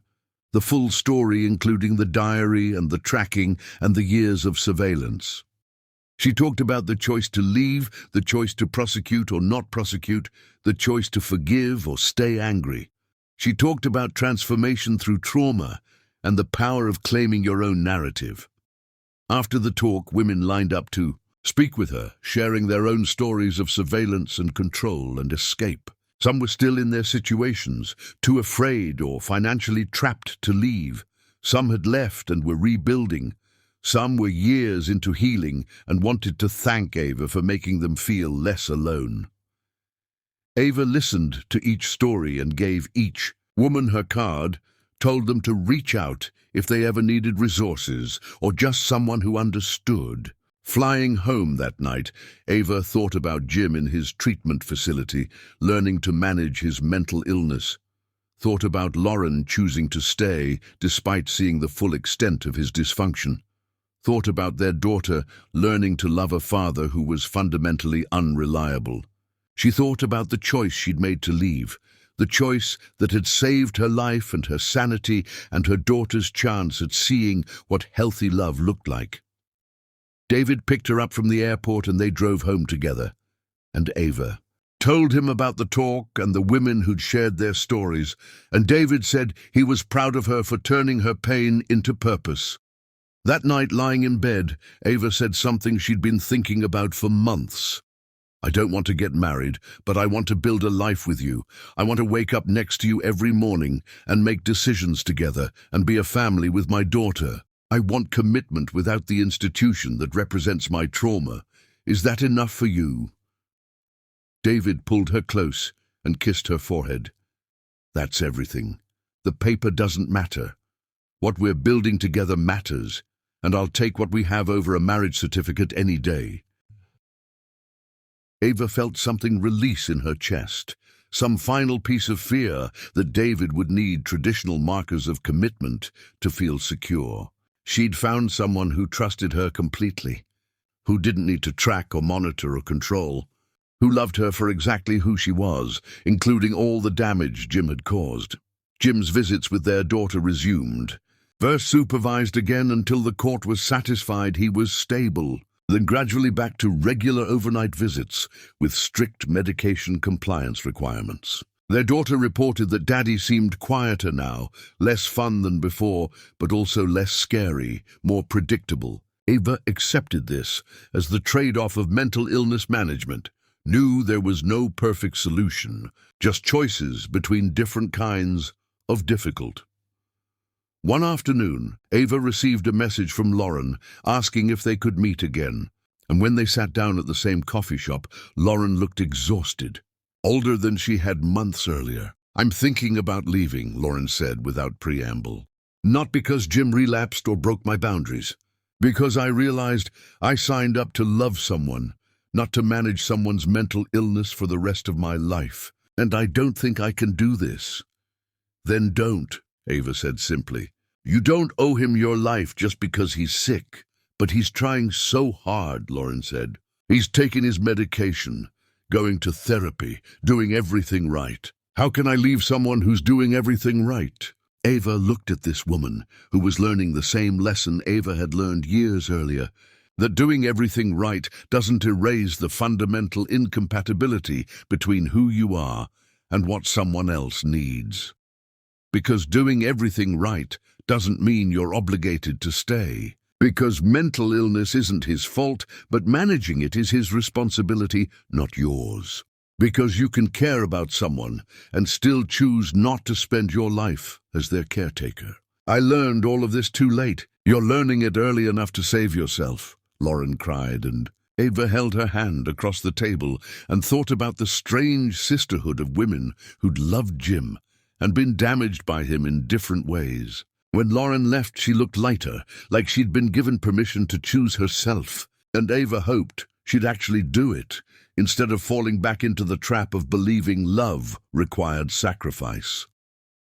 2 weeks later, Jim's mother called to say Lauren had ended the engagement, had moved out, had told Jim she couldn't be what he needed. Jim was devastated but stable, still taking his medication, still attending therapy, accepting the end with more grace than he'd accepted the divorce. Ava felt relief that Lauren had chosen herself, felt hope that maybe Jim was actually learning that his needs couldn't be met by sacrificing other people's well-being.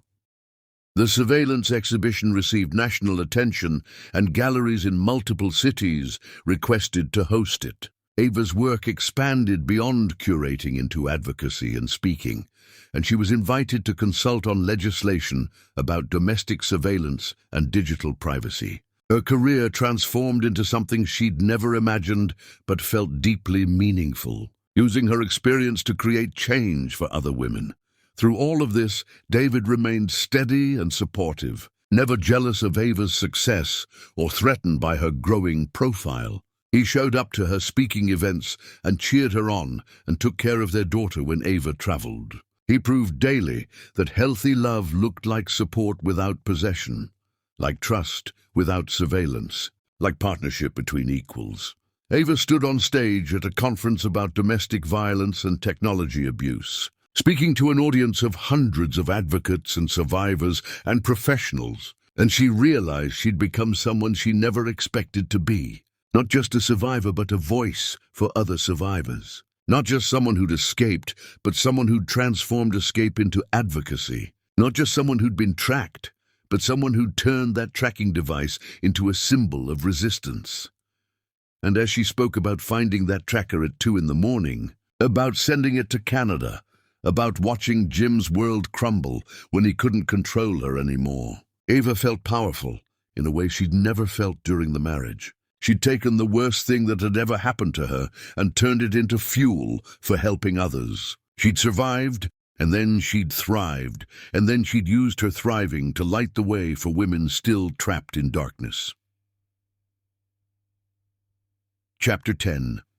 The Liberation. 3 years after finding the tracker under her car, Ava stood in front of a museum case containing that very device, now part of a permanent collection on surveillance and domestic control, and she looked at the small black object that had changed her entire life and felt something close to gratitude.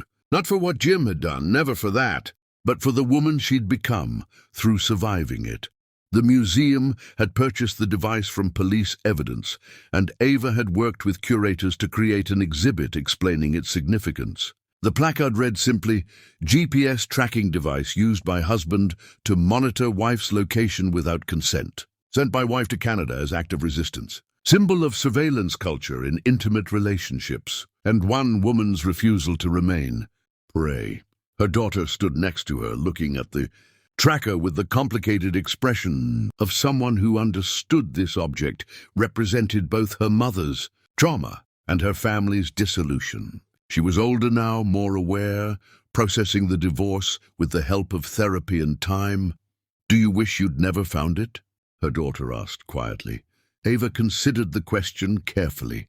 If she'd never found the tracker, she might still be married, might still be living in comfortable ignorance of Jim's surveillance, might still be the woman who prioritized peace over truth. But that woman had been slowly dying inside. "No," Ava said. "Finding it set me free. It hurt, and it was hard, and it changed everything. But I wouldn't trade who I am now for who I was then." They walked through the rest of the exhibition together, past artwork from other survivors, past statistics about domestic surveillance, past resources for women in controlling relationships. When they reached the exit, her daughter turned and hugged Ava tight. "I'm glad you left," her daughter whispered. "I'm glad you chose us over him." Ava held her daughter and felt tears she didn't try to hide. This was the validation she'd needed but hadn't asked for. Confirmation that leaving had been right, not just for her, but for their daughter too. David was waiting outside, and they walked to a nearby park where they'd planned a picnic. The three of them spread a blanket and ate sandwiches and laughed about nothing important. Ava watched David interact with her daughter, watched the easy affection between them, watched her daughter feel safe and happy in this constructed family they'd built from the ruins of the old one. Jim video called right on schedule, and their daughter moved away to talk privately. Ava no longer monitored these calls, trusted her daughter to maintain her own boundaries. Jim was stable now, consistently medicated, working steadily, living alone. He dated occasionally, but nothing serious. Seemed resigned to managing his mental illness rather than pretending it didn't exist. When the call ended, their daughter came back and reported that Daddy had asked about the museum exhibition, had seen it mentioned online, and wanted to know if his name was attached to it. Ava had deliberately kept Jim's identity anonymous in all her public speaking and advocacy work. She'd done this partly to protect their daughter, but mostly because she refused to give him the infamy he might want. "What did you tell him?" Ava asked. That you never used his name, that you protected him even though you didn't have to. He said to tell you thank you.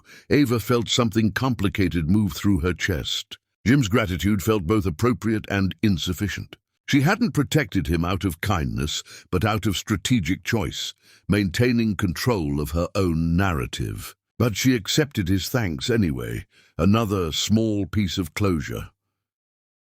That evening, the gallery hosted a reception for donors and board members, and Ava moved through the crowd, feeling confident and powerful. The board chair pulled her aside and officially offered her the executive director position. Ava accepted without hesitation, ready to lead the institution into new territory. After the reception, David took her home, and they stood on their balcony, looking at city lights, and David said something that made Ava's breath catch. I want to adopt her, your daughter. If you and she are comfortable with it, I want to legally be her father. Not to replace Jim, but to acknowledge what we've built together. Ava turned to face him and saw sincerity and love and commitment that had nothing to do with control. She thought about her daughter who called David by his first name, but looked to him for advice and comfort. She thought about the family they'd created through intention rather than biology. I need to talk to her about it, Ava said. And to Jim, everyone affected needs to have a voice. They brought it up with their daughter the next weekend, and she cried happy tears and said yes immediately. Said David had been more of a father to her over the past years than Jim had been even before the divorce. They called Jim together and explained the situation, and Jim was quiet for a long time before saying he understood. He wouldn't fight it. He knew David had been there in ways he hadn't been able to be. The adoption process moved forward, and on the day it was finalized, they celebrated with cake, and their daughter asked if she could change her last name to include both her fathers, hyphenating Martin and David's last name together. Ava said that was entirely her choice, and watching her daughter claim both identities felt like the perfect symbol of healing. Ava received an invitation to speak at a conference overseas about digital privacy and intimate partner violence, and she accepted. Standing on stage in front of an international audience, Ava told her story and watched it translated into multiple languages, watched women from different countries nod in recognition. After the talk, a woman approached and handed Ava a small wrapped package. Inside was a necklace made from a smashed GPS tracker. The broken pieces formed into something beautiful and defiant. The woman explained she was an artist who'd experienced similar surveillance, who destroyed her tracker and made jewelry from it as reclamation of power. Ava put on the necklace and wore it for the rest of the conference, a visible symbol of transformation. Back home, Ava returned to work energized and full of plans. The gallery expanded its programming around surveillance culture, partnered with domestic violence organizations, created scholarships for artists addressing intimate partner abuse. Ava's advocacy work grew alongside her curatorial work until they became inseparable. One evening, Ava stood in her home office looking at the wall where she'd hung framed articles about her work, speaking engagements, the museum exhibition. On her desk sat the necklace made from the broken tracker and her laptop where she was writing a book about her experience, turning years of trauma into testimony that might help other women.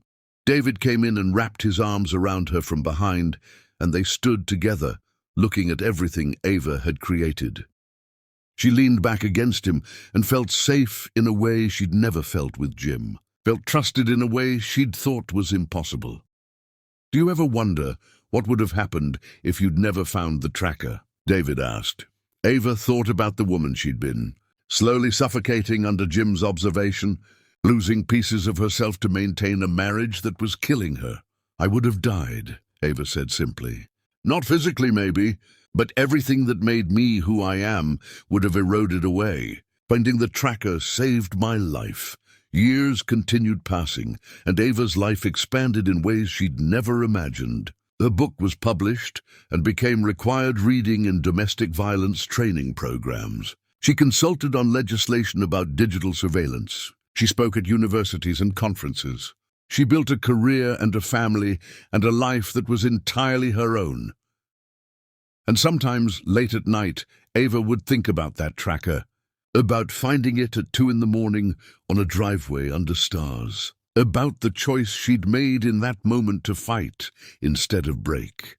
She'd think about sending it to Canada, watching Jim's face drain of color, methodically destroying his control while building her own power.